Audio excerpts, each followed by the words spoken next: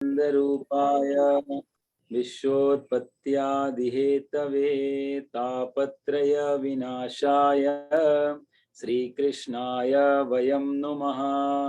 मूकं करोति वाचालं पंगुं लंघयते गिरिं यत्कृपातमहं वन्दे परमानन्दमाधवम्। वसुदेवसुतं देवं कंसचाणूरमर्दनं देवकी परमानन्दं कृष्णं वन्दे जगद्गुरुं। कृष्णं वन्दे जगद्गुरुं। सच्चिदानंद भगवान की जय। गीता माता की जय। तो पिछली बार हम लोग ये 18वां अध्याय चल रहा है, 18 चैप्टर, और हमारे 40 श्लोक पूरे हो गए हैं। तो 41 से हम लोग आज शुरू करेंगे। ब्राह्मण क्षत्रिय विशाम शूद्राणाम च परन्तप कर्माणि प्रविभक्तानि स्वभाव प्रभवैर्गुणैः शमो दमस्तपः शौचं क्षान्तिरार्जवमेव च ज्ञानं विज्ञानमास्तिक्यं ब्रह्म कर्म स्वभावजम् शौर्यं तेजो धृतिर्दाक्ष्यं युद्धे चाप्यपलायनं दानमीश्वर भावश्च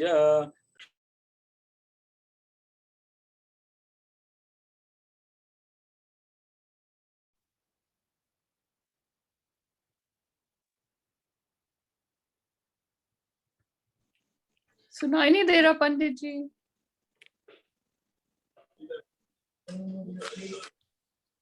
पूरी स्वय स्वय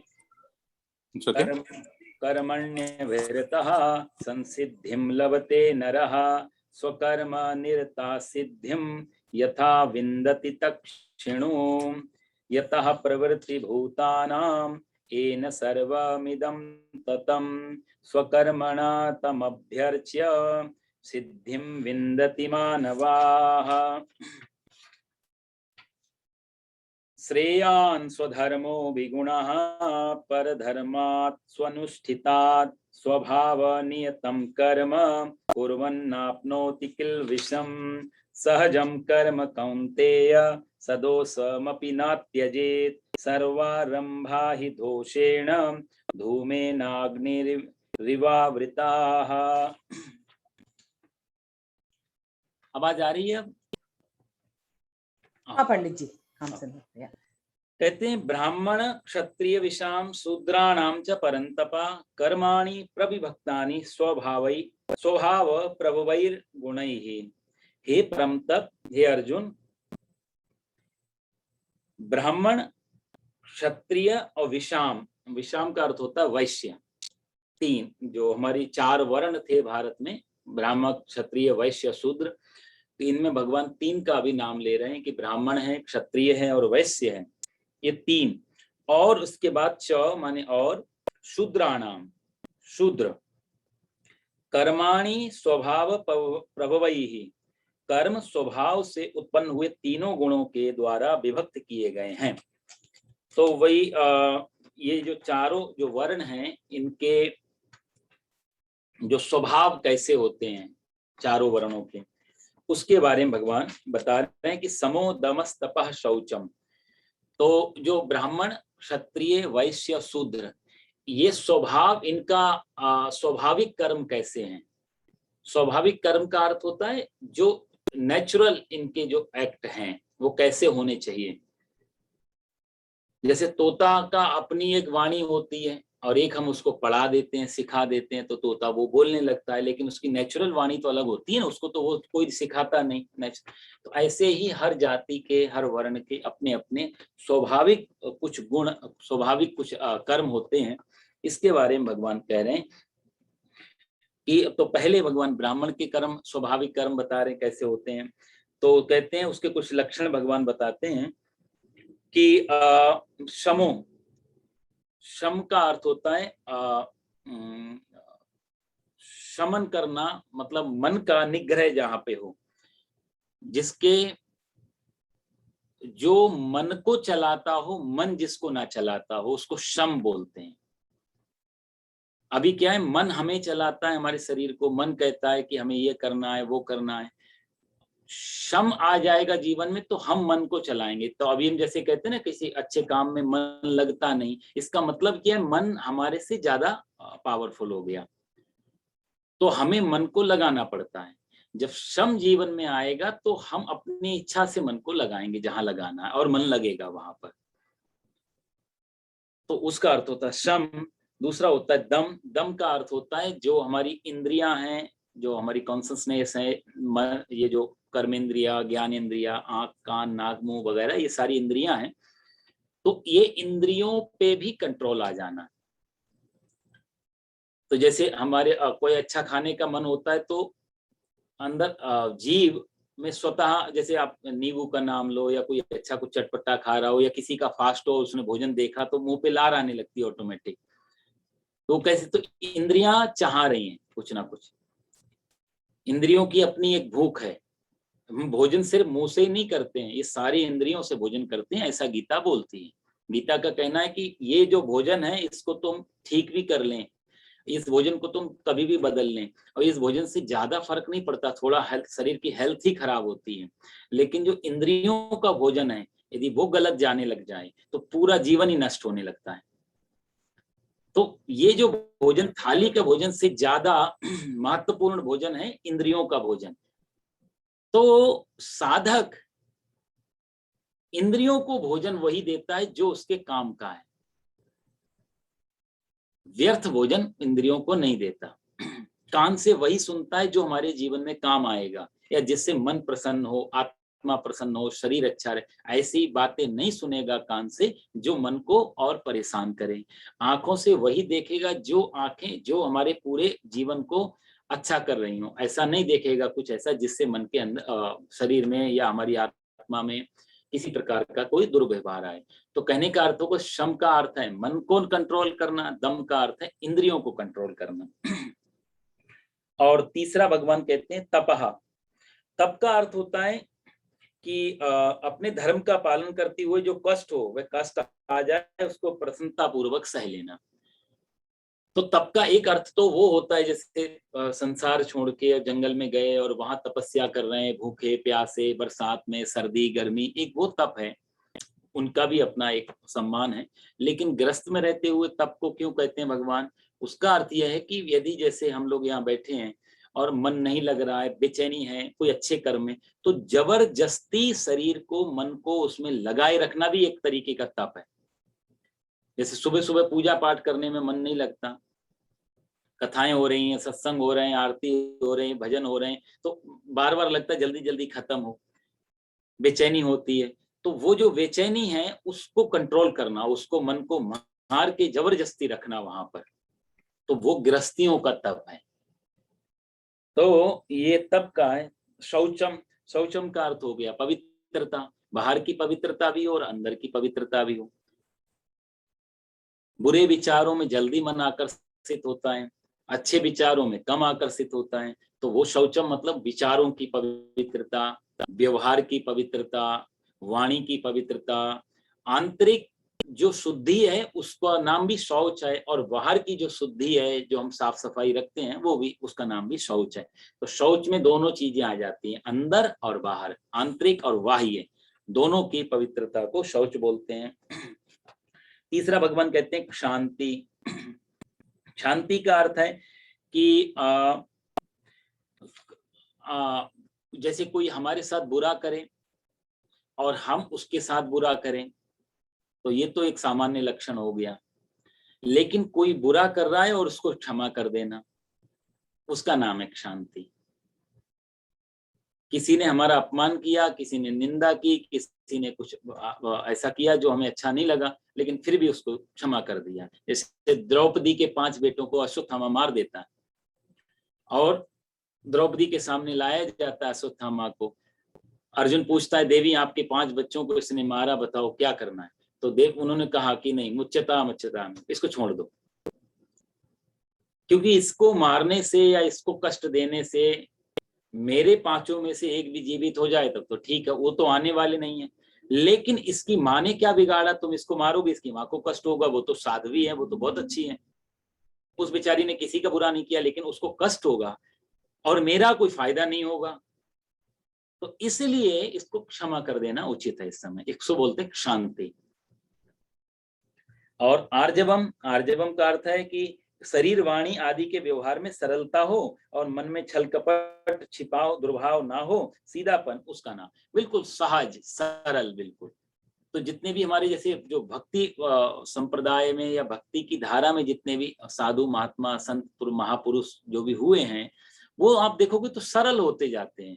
सरल का एक अर्थ मूर्ख भी लगा लेते हैं लोग, इसको कुछ मालूम नहीं है, लेकिन वो मूर्ख नहीं होते, अपितु उनको ज्ञान सब होता है। लेकिन जीवन इतना सरल हो जाता है कि बाहर की ज्यादा चीजों में ये जो होता है उन पे उनका इंटरेस्ट नहीं रह जाता, राजनीति कूटनीति इन सब चीजों में। जीवन जितना ज्यादा सरल होगा उतना ही ज्यादा हमारे लिए कंफर्टेबल होगा। तो आर्जवम का अर्थ है बहुत सरलता जीवन में आ जाए, विनम्रता आ जाए, बिल्कुल आसान हो जाती है लाइफ उससे, उसको बोलते हैं आर्जवम। तीसरा भगवान कहते हैं ज्ञानम।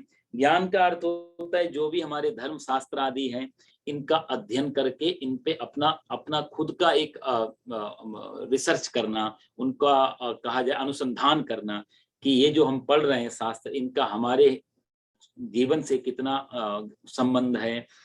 तो ऐसा कहते सिर्फ पाठ ही करना नहीं होता, किसी चीज का पाठ करने के बाद उस पर विचार, निधिध्यासन शब्द है, उसका निधिध्यासन करना चाहिए। तो अभी हम अक्सर जैसे हम हनुमान चालीसा का पाठ हर कोई लगभग पढ़ता है, करते हैं, कभी कभी मौका मिले तो एक चौपाई पे आके रुक जाना चाहिए। वो चौपाई क्या कहना चाहती है, उस चौपाई का क्या भाव है, क्या अर्थ है, तो जब हम उसके मीनिंग में जाएंगे और थोड़ा विचार करेंगे उसमें, उससे जो ज्ञान निकल करके आएगा वो मन बुद्धि सबको शांत करेगा। तो एक हो गया सादा पाठ, वो भी बुरा नहीं है, उससे भी अपने फायदे हैं, उसके लाभ हैं, अपने सामान्य जीवन में बहुत लाभ है हनुमान चालीसा के। इतना सरल चीज हमारे गोस्वामी तुलसीदास जी ने बना दी कि कोई दुनिया का ऐसा काम नहीं जो हनुमान चालीसा से नहीं हो पाए। और इतना सरल और इतना कहा जाए कि इतना ऐसा बना दिया, उसका कोई नियम भी नहीं है कि उसको नहा धो के भी पढ़ना है या उसको जो है मंदिर में ही पढ़ना है, उसको कहीं भी पाठ कर सकते हैं। उसके लिए ये भी नहीं है कि स्त्री पढ़े या पुरुष पढ़े, बच्चा पढ़े या बूढ़ा पढ़े, जो ये पढ़े हनुमान चालीसा होय सिद्ध साखी गौरीसा, अंतिम में बोल दिया जो ये पढ़े। बात ही नहीं की कि पुरुष को पढ़ना चाहिए या स्त्री को नहीं पढ़ना चाहिए। कई बार इस तरीके के प्रश्न आते हैं कि हनुमान चालीसा हनुमान जी के में तो स्त्रियां महिलाएं नहीं जा सकती, इतनी कोई आपत्ति होती तो गोस्वामी तुलसीदास जी सीधा लिख ही देते वहां पर नियम धर्म। वो लिखते हैं जो ये पढ़े, कोई भी चाहे सनातन धर्म का नहीं भी हो, वो भी जो ये पढ़े हनुमान चालीसा और होए सिद्ध और साखी गौरीसा। और गोस्वामी जी कहते हैं कि उसको शांति मिलेगी, आनंद मिलेगा, जो भी मनोकामना वो पूरी होगी। और गोस्वामी जी कहते हैं मैं नहीं कहता, साखी गौरीसा मतलब महादेव इस बात के विटनेस हैं। साखी मतलब साक्षी, विटनेस, साक्षात महादेव इस बात के साक्षी हैं कि जो भी पढ़ेगा उसका कल्याण होगा। तो कहने का अर्थ है कि ऐसे ऐसे हमारे पास चीजें हैं जिनको हम पाठ करते हैं, अक्सर हम सुनते हैं, लेकिन ज्ञान का अर्थ है कि उन्हीं चीजों में से थोड़ा सा अपना विचार लगाना चाहिए, अपना बुद्धि लगाएं, उन पे उनके अर्थ का चिंतन करें, निधिध्यासन करें। तो धर्म शास्त्र आदियों में जो सुनते पढ़ते हैं ना, थोड़ी थोड़ी समय निकाल के थोड़ा थोड़ा उनका भाव भी जानना चाहिए कि उनसे उनमें क्या मीनिंग है, उनके क्या अर्थ हैं। तो इसका अर्थ है ज्ञानम। विज्ञानम, विज्ञान का अर्थ विशेष प्रकार का ज्ञान, हम लोग पहले भी बात कर चुके हैं। तो उसमें जो हमारे कर्म कांड आदि हैं या जो पूजा की पद्धतियां हैं या जो ज्ञान मार्ग में जो काम आने वाली चीजें, उनकी क्या टेक्निक है, उनका क्या प्रोसेस है, वो कैसे सीखना चाहिए, उनकी क्या विधि है। अब जैसे योग में हम लोग योगा करते हैं तो योग की अपनी एक विधि है ना, कि एक आसन कैसा होना चाहिए, बैठना कैसे चाहिए, समय कैसा होना चाहिए, शरीर की स्थिति कैसी होनी चाहिए, ये सारे नियम धर्म, ये एक विज्ञान है योग का।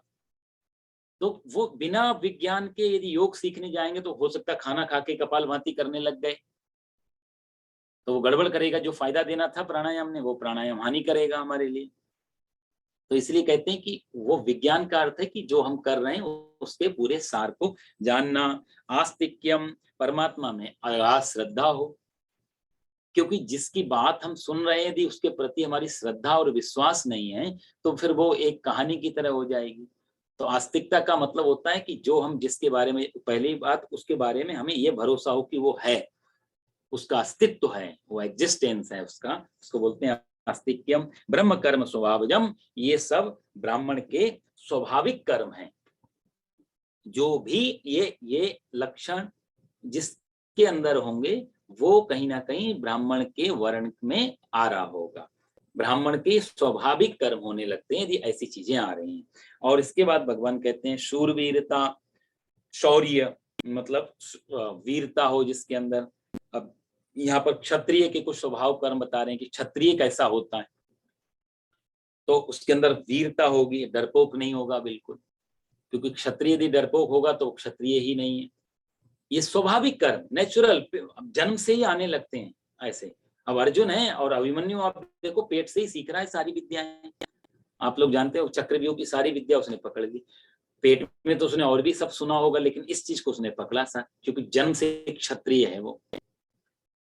तो ये उसका स्वाभाविक गुण है कि इस चीज को उसने पकड़ा। तो हम सबका भी एक अपना स्वाभाविक चीज है। हमें, हम हजार बातें सुनते हैं, कोई कोई बातें हम पे ध्यान देते हैं। जब ध्यान देते हैं इसका मतलब वो हमारा स्वाभाविक गुण है। तो क्षत्रिय के भगवान स्वाभाविक गुण बता रहे हैं। शूरवीरता होगी, तेज होगा, धृति, धृति का अर्थ होता है धैर्य होगा उसके अंदर। दाक्ष्यम, दाक्ष्यम का अर्थ हो गया उसके अंदर एक कुशलता होगी, एक निपुणता होगी उसके अंदर राज्य चलाने की। कोई ऐसा वैसा नहीं हो उसके अंदर, पूरा एक कंट्रोल। जैसे कई बार क्या होता है कि एक भीड़ को कंट्रोल करना या किसी समाज को कंट्रोल करना, वैसे बहुत विद्वान होते हैं पर उनके अंदर ये कला नहीं होती कि भीड़ को कैसे कंट्रोल किया जाए, समाज को कैसे कंट्रोल। यदि उनको अध्यक्ष पद पे बिठा भी दिया जाए तो बेचारे वो सब व्यवस्था नहीं कर पाएंगे। तो कई लोगों को ये बड़ी कुशलता होती है कैसे होस्ट करना है। तो क्षत्रिय के अंदर राज्य चलाने की भी कुशलता होनी चाहिए। जरूरी नहीं क्षत्रिय बहुत विद्वान आदमी राज्य चला पाए, कई बार उल्टा भी हो जाता है। तो क्षत्रिय को ऐसा होना चाहिए कि जब वो राजा के पद पे बैठे या कोई विशेष जिम्मेदारी उसके पास आए तो किस हिसाब से वो बैलेंस करके समाज में प्रभाव रखे। और युद्धे अपि अपलायनम, युद्ध में कभी भी क्षत्रिय पलायन नहीं करता, एस्केप नहीं करे। जो एस्केप कर जाएगा वो शुद्ध क्षत्रिय नहीं होगा। कहने मतलब पीठ दिखाता नहीं है, वो मर जाएगा लेकिन कभी भी भागेगा नहीं क्षत्रिय। तो ये उसके स्वाभाविक कर्म है। फिर उसके बाद है दानम, उसके अंदर दान देना। क्षत्रिय से बड़ा कोई दानी नहीं हो सकता, क्योंकि उसके अंदर एक तरीके का एक अहंकार होता है, तेज और शौर्य वीरता का। तो क्षत्रिय जितना दे पाएगा उतना, आप इतिहास में देखो जितना क्षत्रिय लोगों ने दिया है उतना ना वैश्य दे पाया ना शूद्र दे पाया। क्षत्रियों ने बहुत बड़े बड़े दान किए, या कहा जाए बड़े बड़े दान जो हुए वो क्षत्रियों की तरफ से हुए। तो आप एक नाम सुनते हैं आप महाराज बलि का। महाराज बलि शुद्ध क्षत्रिय हैं। भगवान वामन के द्वार पे गए, बलि ने पूछा आपको क्या चाहिए, तो भगवान वामन कहते हैं कि मुझे 3 पैर पृथ्वी दे दो भजन करने के लिए। तो बलि बोला आप तो छोटे से हैं, 3 पैर नापोगे थोड़ा सा, आप तो कुछ मांगो, एक राज्य मांग लो, सोने चांदी के रथ हाथी घोड़े मांग लो, 3 पैर पृथ्वी क्यों मांगते हो। भगवान वामन ने कहा जो ब्राह्मण ने बोल दिया उतना ही चाहिए, अब एक बार जो बोल दिया सो बोल दिया। बलि ने बोला ठीक है ले लो। वामन भगवान ने बोला संकल्प करो पहले, कि आप दान देने से पहले संकल्प होना चाहिए, कहीं आप पलट गए तो जो संकल्प लेने लगे तो शुक्राचार्य जो राजा बलि के गुरु हैं वो सब देख रहे थे। उन्होंने बोला ये कुछ गड़बड़ लग रहा है, ब्राह्मण जैसा दिख रहा है वैसा है नहीं, छोटा सा ब्राह्मण है लेकिन गड़बड़ बातें बड़ी बड़ी कर रहा है। तो उन्होंने तुरंत अपना योग मुद्रा में जाकर के ध्यान में देखा तो भगवान वामन के रूप में भगवान विष्णु नजर आ गए। तो शुक्राचार्य ने राजा बलि से कहा कि राजा बलि ये वामन नहीं है, ना ये ब्राह्मण है, ना भिक्षु है, एस वैरोचने साक्षात, ये तो वैरोचन है, ये तो विष्णु है, ये तुमसे छल कपट करने आया, 3 पैर के चक्कर में पूरी पृथ्वी नाप लेगा, तू दरिद्र हो जाए। तो राजा बलि देखो उसको मालूम पड़ गया कि गुरुजी जो कह रहे हैं वो ठीक बात है, ये विष्णु जी हैं, तो भी राजा बलि पीछे नहीं हटा, बोला एक बार बोल दिया तो अब मैं इनको दूंगा, चाहे मेरे को भी नाप लें, लेकिन मैं इनको अब दूंगा, पीछे नहीं हटूंगा, भले ही मेरे को छल करने आए। यदि ये ब्राह्मण हुए तो 3 पैर से ज्यादा नहीं लेंगे, और यदि ये विष्णु हुए तो कितना नाम होगा मेरा कि मैं इतना बड़ा राजा, इतना बड़ा क्षत्रिय, मेरे दरवाजे पे भगवान विष्णु भी मांगने आए, तो मेरा तो दोनों तरफ से कल्याण है, इसलिए गुरुजी मैं दान जरूर दूंगा। और आप जानते हैं कथा, फिर जब भगवान ने 2 पैर में पूरी पृथ्वी नाप ली, तीसरा पैर कहाँ रखूं भगवान ने कहा, तो राजा बलि स्वयं झुक गए कि महाराज धन से बड़ा धनवान होता है, धन से बड़ा होता है धन का मालिक। 50% में सारा धन संपत्ति आ जाती तो 50% उसका जो शेयर होल्डर होता है, उसका जो धन का मालिक है वो उसका 50% होता। तो इसलिए आपने 2 पैर में मेरी पृथ्वी नाप ली, 1 कदम में मेरे को भी नाप लो। अब साहब देखो कितना बड़ा दान है ये, जहां स्वयं को भी दे दिया, और मालूम था कि पहले तो 52 अंगुल के थे, 5 फुट के भी पूरे नहीं थे, अब ये पूरे विराट हो गए। तो बाली कह सकता था कि आपने धोखा किया मेरे साथ, मैं नहीं दूंगा, लेकिन बलि बोला नहीं, आप संकल्प कर दिया तो मैं दूंगा। स्वयं भी लेट गया बेचारा, भगवान ने उसको भी नाप लिया। तो राजा बलि ने अपने आप को भी दान कर दिया, इसलिए आप एक शब्द सुनते हैं बलिदान, कि उन्होंने बलिदान कर दिया, हमारे सैनिकों ने बलिदान दिया। तो बलिदान शब्द तो राजा बलि से ही आया है, जहां स्वयं को भी समर्पित कर दिया जाए वो होता है बलिदान। तो क्षत्रियों ने बहुत बड़ा दान किया, क्योंकि इनके अंदर एक जो स्वाभिमान है उसको वो झुकते हुए नहीं देख सकता क्षत्रिय, भले ही सब चला जाए, भले ही मैं भी मिट जाए, लेकिन मेरा स्वाभिमान नहीं जाए। एक क्षत्रिय का स्वाभाविक गुण है, और ये अर्जुन को इसलिए भगवान समझा रहे हैं कि अर्जुन कह रहा है ना मैं ब्राह्मण बन जाऊंगा, ऋषि बन जाऊंगा, नहीं, भगवान बोलते तेरा स्वाभाविक कर्म है अर्जुन, तू क्षत्रिय बन के पैदा हुआ है, सारा जीवन तू क्षत्रिय रहा है, इसलिए तू भागेगा तो दुख हो जाएगा, तो दुखी होगा तू। इसलिए ये क्षत्रिय के कर्म है दानम, और ईश्वर भाव, शासन करने की का भाव और शासन करने की उसके अंदर क्षमता होनी चाहिए, ये सब क्षत्रिय के हैं। अब भगवान शूद्र के स्वाभाविक कर्म बताते हैं, शूद्र के कर्म और वैश्य दोनों के कर्म भगवान बता रहे हैं। तो यहाँ वैश्य और शूद्र के एक साथ बताए, ब्राह्मण के कर्म एक श्लोक में बताए, क्षत्रिय के कर्म दूसरे श्लोक में बताए, लेकिन वैश्य और शूद्र इन दोनों के कर्म भगवान एक ही श्लोक में बता रहे हैं 44 में, क्योंकि वैश्य और शूद्र काफी निकट हैं, इसलिए भगवान ने एक ही लाइन में दोनों के सब। तो कहते हैं भगवान कृषि, गौरक्ष, वाणिज्यम, खेती करना, वाणिज्य होता है ट्रेडिंग, तो ये सब जो व्यापार काम है ये, और गौरक्ष खेती करना, गायों की रक्षा करना, पशुधन नष्ट ना हो जाए। उस समय जिस समय ये बात कही जा रही थी उस समय कोई इंटरनेट या फिर कोई इस तरीके की तो बिजनेस नहीं होती थी, सब कुछ डिपेंड होता था खेती पे, सारी इकोनॉमी फार्मिंग पे डिपेंड करती थी उस समय। तो गाय, पशु, खेती ये सब एक दूसरे से जुड़े हुए, तो कहा जाए सारा जो अर्थशास्त्र था वो पशुओं से था। इसलिए उस समय जब विवाह आदि होते थे तो लोग गिफ्ट में, जिसको दहेज बोलते हैं, उसमें पशु देते थे, हाथियों का, घोड़ों का, गायों का, इन सब चीजों का दान होता था, और ये बहुत बड़ा दान माना जाता था। तो जिसके पास जितने ज्यादा पशु धन है उतना ही बड़ा वो धनवान है। भगवान श्री कृष्ण के जो पिताजी हैं वहां पर नंद बाबा, आप देखो उनके पास में लाखों गायें थी। जब भगवान श्री कृष्ण का जन्म हुआ था तो 2 लाख गायें तो दान की थी नंद बाबा ने ब्राह्मणों को। बहुत बड़े धन कुबेर थे नंद बाबा, कोई छोटे मोटे नहीं थे जैसा हम दिखता है कि गांव में रहते, नहीं, धन से बहुत बड़ा उनका बहुत बड़ा बिजनेस था इसमें, धन गौपालन में और पशुधन में। तो इसलिए कहते हैं वैश्य का काम है कि गायों वगैरह की, पशुधन की रक्षा करना, खेती आदि करना और व्यापार करना, ये सब वैश्य के स्वाभाविक कर्म है। और चारों वर्णों की सेवा करना ये शूद्र का स्वाभाविक कर्म है। इन तीनों को कोई दिक्कत ना हो, जहां जहां प्रॉब्लम आ रही है वहां शूद्र इनको सपोर्ट करे। ब्राह्मण को कभी जरूरत पड़े कि भाई मंदिर में बाहर झाड़ू लगानी है तो शूद्र काम करे, वैश्य को जरूरत है कि हमारे लिए अन्न धन लाना है खेत से तो वहां पर शूद्र हेल्प करे। क्षत्रिय को कोई प्रॉब्लम हो गई, युद्ध में मान लिया गिर गया, घायल हो गया, कोई समस्या आ गई, युद्ध का सामान ले जाना है तो शूद्र। तो इस तरीके से ये शूद्र वर्ण जो था ये तीनों वर्णों की सहायता करता था अपने अपने हिसाब से, जैसी जैसी जिसको जरूरत पड़ती थी। ये उसके सेवा करना शूद्र का स्वाभाविक कर्म होता। तो कोई छोटा बड़ा, पहले भी हम लोग 3-4 बार भगवान ने ये वर्णों की बात बताई गीता में, तो हर बार भगवान कहते हैं कि कोई छोटा बड़ा ऊंचा नीचा तो है ही नहीं वर्ण में। स्वाभाविक कर्म कैसे हैं? अब किसी का सिर्फ सेवा में ही मन लगा रहता है तो शूद्र वर्ण में आ जाता है। ये कोड है कहा जाए, हमारे स्वाभाविक कर्म, हमारा स्वभाव, हमारा नेचर, हम कैसे जीना चाहते हैं उसका कोड है ये 4 वर्ण।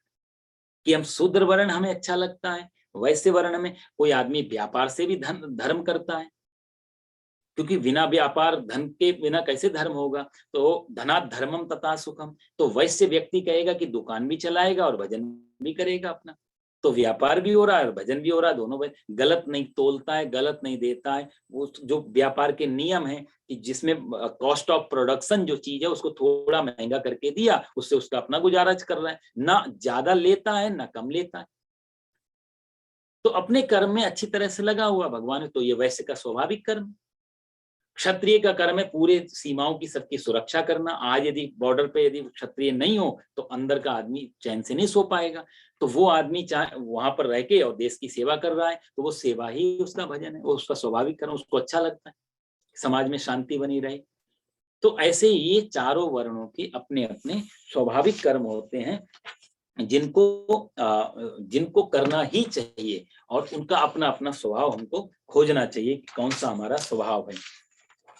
आगे भगवान कहते हैं स्वय स्वय कर्मण्यभिरतः संसिद्धिं लभते पराम, अपने अपने कर्मों में प्रीति पूर्वक लगा हुआ मनुष्य सम्यक सिद्धि को प्राप्त कर लेता। अब भगवान कहते हैं अपने स्वय स्वय कर्म, अपने अपने कर्मों में लगा हुआ व्यक्ति सिर्फ अपने कर्म में ही यदि मन से लगा है अच्छी तरह से, तो भी संसिद्धिं लभते परा नरः, उस अपनी उस सिद्धि को, उस परम गति को सिर्फ अपने स्वकर्म से ही प्राप्त किया जा सकता है। उसके लिए कुछ भी बदलने की जरूरत नहीं है। और अपने कर्म में लगा हुआ मनुष्य जिस प्रकार सिद्धि को प्राप्त होता है उस प्रकार को तुम उससे सुन, आप कैसे कैसे सिद्धि को प्राप्त होता है। तो यहाँ भगवान सबके लिए बराबर कह दिया ना, शूद्र को सेवा करना है, वैश्य को व्यापार करना है, क्षत्रिय को धर्म की रक्षा करनी है, ब्राह्मणों को ज्ञान अर्जित आदि करना, ये सब अपने अपने कर्म है। तो ब्राह्मण अपना काम कर रहा है, शूद्र अपना काम कर रहा है, और दोनों एक ही जगह पहुंच रहे हैं, दोनों में कोई अंतर। संसिद्धि लभते नरा, अपनी सारे लोग उसी जगह पहुंच जाएंगे जहां पर ब्राह्मण और वैश्य पहुंचने वाले। तो चारों वर्णों का मंजिल अलग नहीं है, सिर्फ रास्ते अलग अलग हैं। ये कहा जाए तो ये बाद में इस तरीके की चीजें भारत में इतनी डाल डाल के जाति के नाम पे, वर्णों के नाम पे, ऊंच नीच के नाम पे, छुआछूत के नाम पे, इतना कहा जाता है कैंसर की तरह हमारे भारतीय समाज में चीज डाल दी गई, जिसके लिए दोनों डरते हैं। ब्राह्मण भी डरता है कि हमारा कहीं इनका गलत भाव ना हो जाए, शूद्र भी मन में व्याकुल है कोई हमारे लिए शूद्र ना बोल दे। ये सब ऐसा नहीं था पहले। जब ये 5000 साल पहले भगवान गीता कह रहे थे तो शूद्र के अंदर भी वही स्वाभिमान था सेवा करते समय जो ब्राह्मण के अंदर था, क्योंकि वो अपनी अच्छी तरह से काम कर रहा है, ये अपना अच्छी तरह से, दोनों अपने अपने ट्रैक पे हैं, दोनों अपने अपने रास्ते पे हैं, कोई छोटा बड़ा ऐसा नहीं था। इसे कहते नीच नीच सब तर गए, राम भजन लवलीन, और जाति के अभिमान से डूबे सभी कुलीन। जो इस तरीके से टोका टोकी करते रहे वो डूबे हैं। नहीं तो कितने ऐसे महापुरुष हुए जिन्होंने काम तो बड़ा निम्न किया, जिसको हम छोटा काम बोलते हैं, लेकिन जीवन उनका बहुत उच्च रहा। अब कबीर महाराज कपड़ा जैसा बुनते हैं, जुलाहा का काम करते हैं, एक तरफ एक कोई वेद पाठ कर रहा है और एक तरफ कोई कपड़ा बुन रहा है। हमारी आज की दृष्टि में लगेगा ये छोटा ये बड़ा, लेकिन धर्म की दृष्टि में यदि कपड़ा बुनने वाला अच्छी तरह से कपड़ा बुन रहा है और अच्छे सही दाम में यदि बाजार में बेच रहा है, भाव शुद्ध है, विचार शुद्ध है, कोई कपट नहीं है, कोई पक्षपात नहीं है, तो कबीर से के सामने कोई ब्राह्मण नहीं टिक पाया उनके जमाने, सारे ब्राह्मण फेल कर दिए उन्होंने। तो कहने का अर्थ है कि जाति का जो जो रोग था ये बहुत बाद में लोगों ने दिमाग में भर दिया, सिर्फ समाज को आपस में लड़ाने के लिए। अब इतना ज्यादा ये सब चीजें टूट गई कि हमारे एक दायां हाथ बाएं हाथ से लड़ रहा है कि तुम बाएं हो, तुम लेफ्ट हो और हम राइट है। मालूम तो ये नहीं कि दोनों हाथ लड़ेंगे तो चोट तो शरीर को ही पड़ने वाली है। तो ये संगठित होने की बहुत जरूरी है। जाति प्रथा, वर्ण व्यवस्था, इन सबसे विचारों से ऊपर, या उनको सही से समझ के, दोनों। यदि सही नहीं समझ सकते तो एटलीस्ट कम से कम इस ये मानसिकता से तो बाहर निकले, और या फिर ढंग से समझेंगे तो फिर अब कोई वो नहीं रह जाएगा। ये सारा झगड़े ना समझी के हैं। ना तो वो लोग गीता पढ़ पाए जो समझा रहे हैं ऊंच नीच का, ना उन्होंने कोई शास्त्र पढ़े, सिर्फ अपना एक कहा जाए तो एक अपनी राजनीति की रोटियां सेकने के लिए लोगों को लड़वा के, और उनसे वो है ना, जैसे बिल्ली को रोटी मिल गई और बंदर ने वो रोटी ले ली, और दो आपस में बिल्लियां लड़ रही हैं, वो कभी इधर ज्यादा कर देता, कभी इधर ज्यादा कर देता, जिधर ज्यादा होती उतना हिस्सा खा लेता है। पूरी रोटी बंदर ने खा ली, बिल्लियों को कुछ भी नहीं मिला। तो ये राजनीति कुछ ऐसी मानसिकता रही जिन्होंने लोगों को आपस में लड़वा के अपनी कुर्सी सुरक्षित की। यहाँ भगवान कहते हैं कि जिस परमात्मा में यतः प्रवृत्ति भूतानाम येन सर्वमिदं ततम्, जिस परमात्मा से संपूर्ण प्राणियों की प्रवृत्ति होती है, जिससे संपूर्ण संसार व्याप्त है, उस परमात्मा का अपने कर्म द्वारा पूजन करके मनुष्य मात्र सिद्धि को प्राप्त हो जाता है। जिससे सारा, देखो सारा संसार, भगवान फिर वही बात कहते हैं कि सारा संसार निकल तो एक ही जगह से रहा है ना। आकाशात पतितो तोयम यथा गच्छति सागरम, आकाश से जब जल गिरता है तो सागर की तरफ जाता है। ऐसे ही परमात्मा से ही सारा संसार निकला हुआ है, एक ही जगह से सब सारे निकले, तो छोटा बड़ा तो कोई हुआ नहीं। बस ये है कि नदियों के टाइप बदल जाते हैं। जब बरसात होती है बहुत, कोई नदी किस तरीके से बहती है, कोई नदी किस तरीके से बहती है, कोई टेढ़ी मेढ़ी बहती है, कहीं सीधी हो जाती है कोई। तो नदियों के टेढ़ा मेढ़ा होने से जल टेढ़ा मेढ़ा नहीं होता, नदियों के ऊपर छोटा बड़ा होने से जल छोटा बड़ा नहीं होता। ऐसी परमात्मा से निकले हुए सारे जीव बराबर हैं। सिया राम मैं सब जग जानी, करो प्रणाम जोर जुग पानी, सब संसार सिया राम में है। इसलिए भगवान कहते हैं श्रेयान स्वधर्मो विगुणः पर धर्मा स्वनिष्ठितात् स्वभाव नियतम कर्मम कुर्वन्नाप्नोति किल्बिषम्। जो अच्छी तरह से अनुष्ठान किए हुए पर धर्म से गुण रहित अपना धर्म श्रेष्ठ है। फिर भगवान उसी बात को दोहराते हैं अर्जुन, कि दूसरा धर्म चाहे कितना ही अच्छा हो, उससे अपना धर्म गुण रहित हो, चाहे उसमें कोई अच्छाई नहीं दिखती हो, तो भी अपना धर्म नहीं छोड़ना चाहिए। पहले भी भगवान कह चुके स्वधर्मे निधनम श्रेय पर धर्मो भयावह। अपना जो अपने धर्म में, अपने स्वभाव में मर जाना, स्वधर्मे निधनम श्रेय, अपने धर्म में मर जाना श्रेष्ठ है अर्जुन। दूसरे का धर्म बहुत भय देता है। हमको भी कई बार लगता है ना कि जैसे कि कोई एक काम कर रहा है, उसको लगेगा, मान लिया कोई आईटी में है तो उसको मेडिकल की लाइन बहुत अच्छी लगेगी, साहब तो बहुत बढ़िया, स्टेबल भी है जॉब, पैसे भी ज्यादा है, कंफर्टेबल भी है। उसको मालूम नहीं कि उस लाइन में भी अपनी पीड़ाएं हैं, अपनी तकलीफें हैं। कोई उस लाइन में है तो उसको दूसरी लाइन अच्छी लगेगी, साहब बिजनेस बहुत बढ़िया है, इसमें तो क्या फिक्स है, उसमें बिजनेस में अनलिमिटेड पैसा है, लेकिन उसको बिजनेसमैन की पीड़ा नहीं मालूम। जब जाते हैं तब पता लगता है कि दूर के ढोल, अपने भारत में कहावत है ना, दूर के ढोल सुहावने होते हैं, कि सदा हमें दूसरे का धर्म या दूसरे का कर्म ये अच्छा लगता है। भगवान कहते हैं यहाँ पे श्रेयान स्वधर्मो विगुणः, श्रेयान अपना ही धर्म श्रेष्ठ है। जो भी हम कर रहे हैं कर्म, जिसमें हम लगे हुए हैं, वही श्रेष्ठ मान करके उसमें लगे रहना चाहिए। विगुण पर धर्मा स्वनिष्ठिता, दूसरे के धर्म में नहीं जाना चाहिए। उसके दो कारण भी है। जिस धर्म में, जिस कर्म में हम लगे हैं उसका हमें अनुभव तो है थोड़ा बहुत, दूसरे का तो मैं बिल्कुल ही मालूम नहीं, अननोन है वो चीज। तो दूर से अच्छा लग रहा है कि साहब उनके लिए ये फैसिलिटी है, उनके लिए ये अच्छा है, उनके लिए ये अच्छा है, बिल्कुल अननोन है। जब जाएंगे तब पता लगेगा। तो इसलिए भी खतरा है अपने धर्म को छोड़ के दूसरे धर्म में जाना। इसलिए भगवान कहते हैं कि स्वभाव नियतम कर्म कुर्वन्नाप्नोति किल्बिषम्, जो अपने स्वभाव से नियत किए हुए स्वधर्म रूप कर्म को करता हुआ मनुष्य पाप को प्राप्त नहीं होता। दूसरे के धर्म में जाने के लिए जब अननोन चीज में जाते हैं तो बहुत सारे दूसरे गलत कर्म भी करने पड़ सकते हैं, क्योंकि आदत नहीं है, स्वभाव नहीं है, जानकारी नहीं है उस बारे में, तो कुछ गड़बड़ भी करनी पड़ सकती है। तो इसलिए भगवान कहते हैं वो पाप लग सकता है, दोष लग सकता है। इसलिए स्वधर्म, जो धर्म जो कर्म हमको मिला हुआ है वही करना चाहिए, उसी धर्म में मर जाना ही श्रेष्ठ है। आगे भगवान कहते हैं सहजम कर्म कौन्तेय सदोषमपि न त्यजेत। इसलिए हे कुंती नंदन, दोष युक्त होने पर भी सहज कर्म का त्याग नहीं करना चाहिए, क्योंकि संपूर्ण कर्म धुएं से अग्नि की तरह किसी ना किसी दोष से युक्त हैं। यहाँ भगवान 48वें श्लोक में बहुत अच्छी बात कहते हैं, क्योंकि जब दूसरा हमें अहंकार से, कई बार आदमी अपने को तो बड़ा मान लेता है, लेकिन जब कोई दूसरी चीज आती जैसे काम आदि आएगा कर्म, तो हम सदा दूसरे को ज्यादा अच्छा मानेंगे, साहब उनका काम तो बहुत बढ़िया है। जैसे प्रधानमंत्री कोई बन गया तो हमें लगेगा तो बढ़िया है, देखो ना कुछ करना ना कुछ भाषण देना, सिर्फ सिक्योरिटी भी मिल रही है फ्री में, सब कुछ मिल रहा है इनको। तो काम दूसरे का अच्छा लगता है, अभिमान अपना अच्छा लगता है व्यक्ति को। नेपोलियन का आपने सुना होगा ना, नेपोलियन हाइट में छोटा था नेपोलियन, तो बेचारा को उसको बहुत इन्फीरियरिटी कॉम्प्लेक्स अंदर रहता था, हीनता रहती थी अंदर कि मैं छोटा हूँ।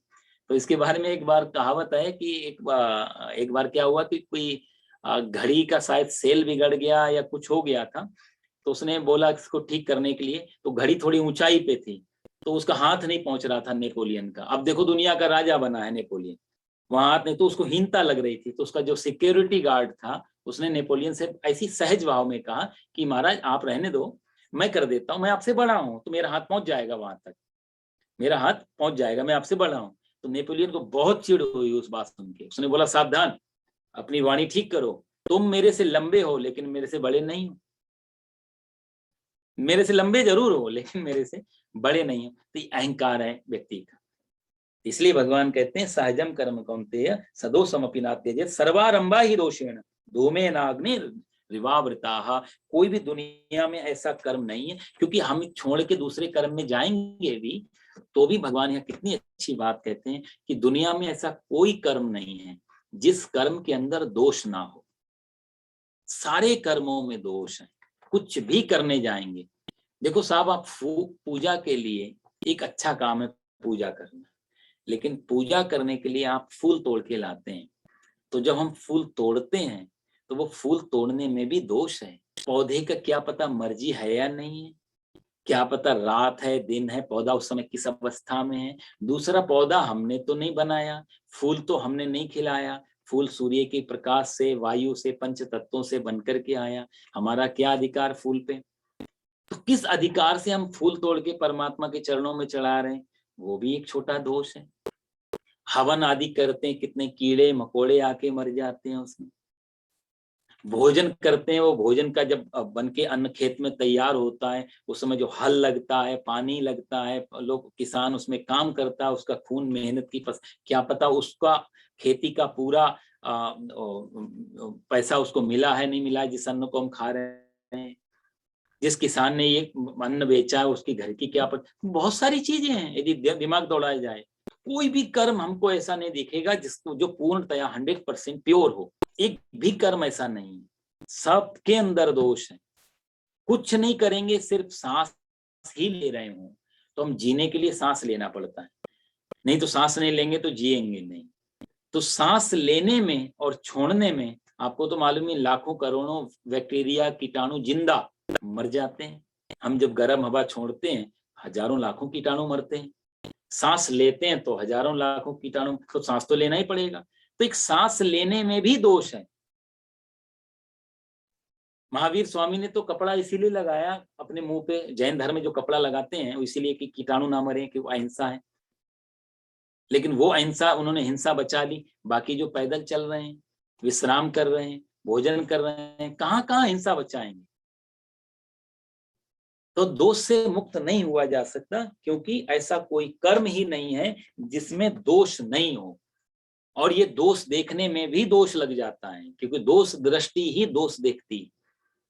इसलिए भगवान कहते हैं अर्जुन, कर्म तो छोड़ा नहीं जा सकता और कर्म से बचा नहीं जा सकता, और कोई भी दुनिया में ऐसा कर्म है जिस कर्म में नहीं है जिसमें कोई किसी प्रकार का दोष नहीं हो। इसलिए जिस भी कर्म में हमको परमात्मा ने, हमारे स्वभाव ने, हमारे जीवन ने हमको डाल दिया, उस कर्म को करते करते हमें सिद्धि, परम गति, मोक्ष जो भी है वो मिल सकता है। कोई भी ये ना सोचे कि ये कर्म छोड़ के दूसरा कर्म करने से ही मुक्ति मिलेगी।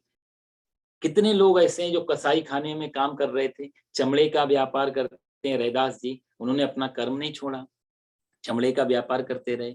तो एक तरफ ब्राह्मण जो वेद पाठ करके पहुंच रहा है, वहीं रैदास जी पहुंच रहे हैं। तो इसलिए भगवान कहते हैं कर्म को छोड़ के भागने में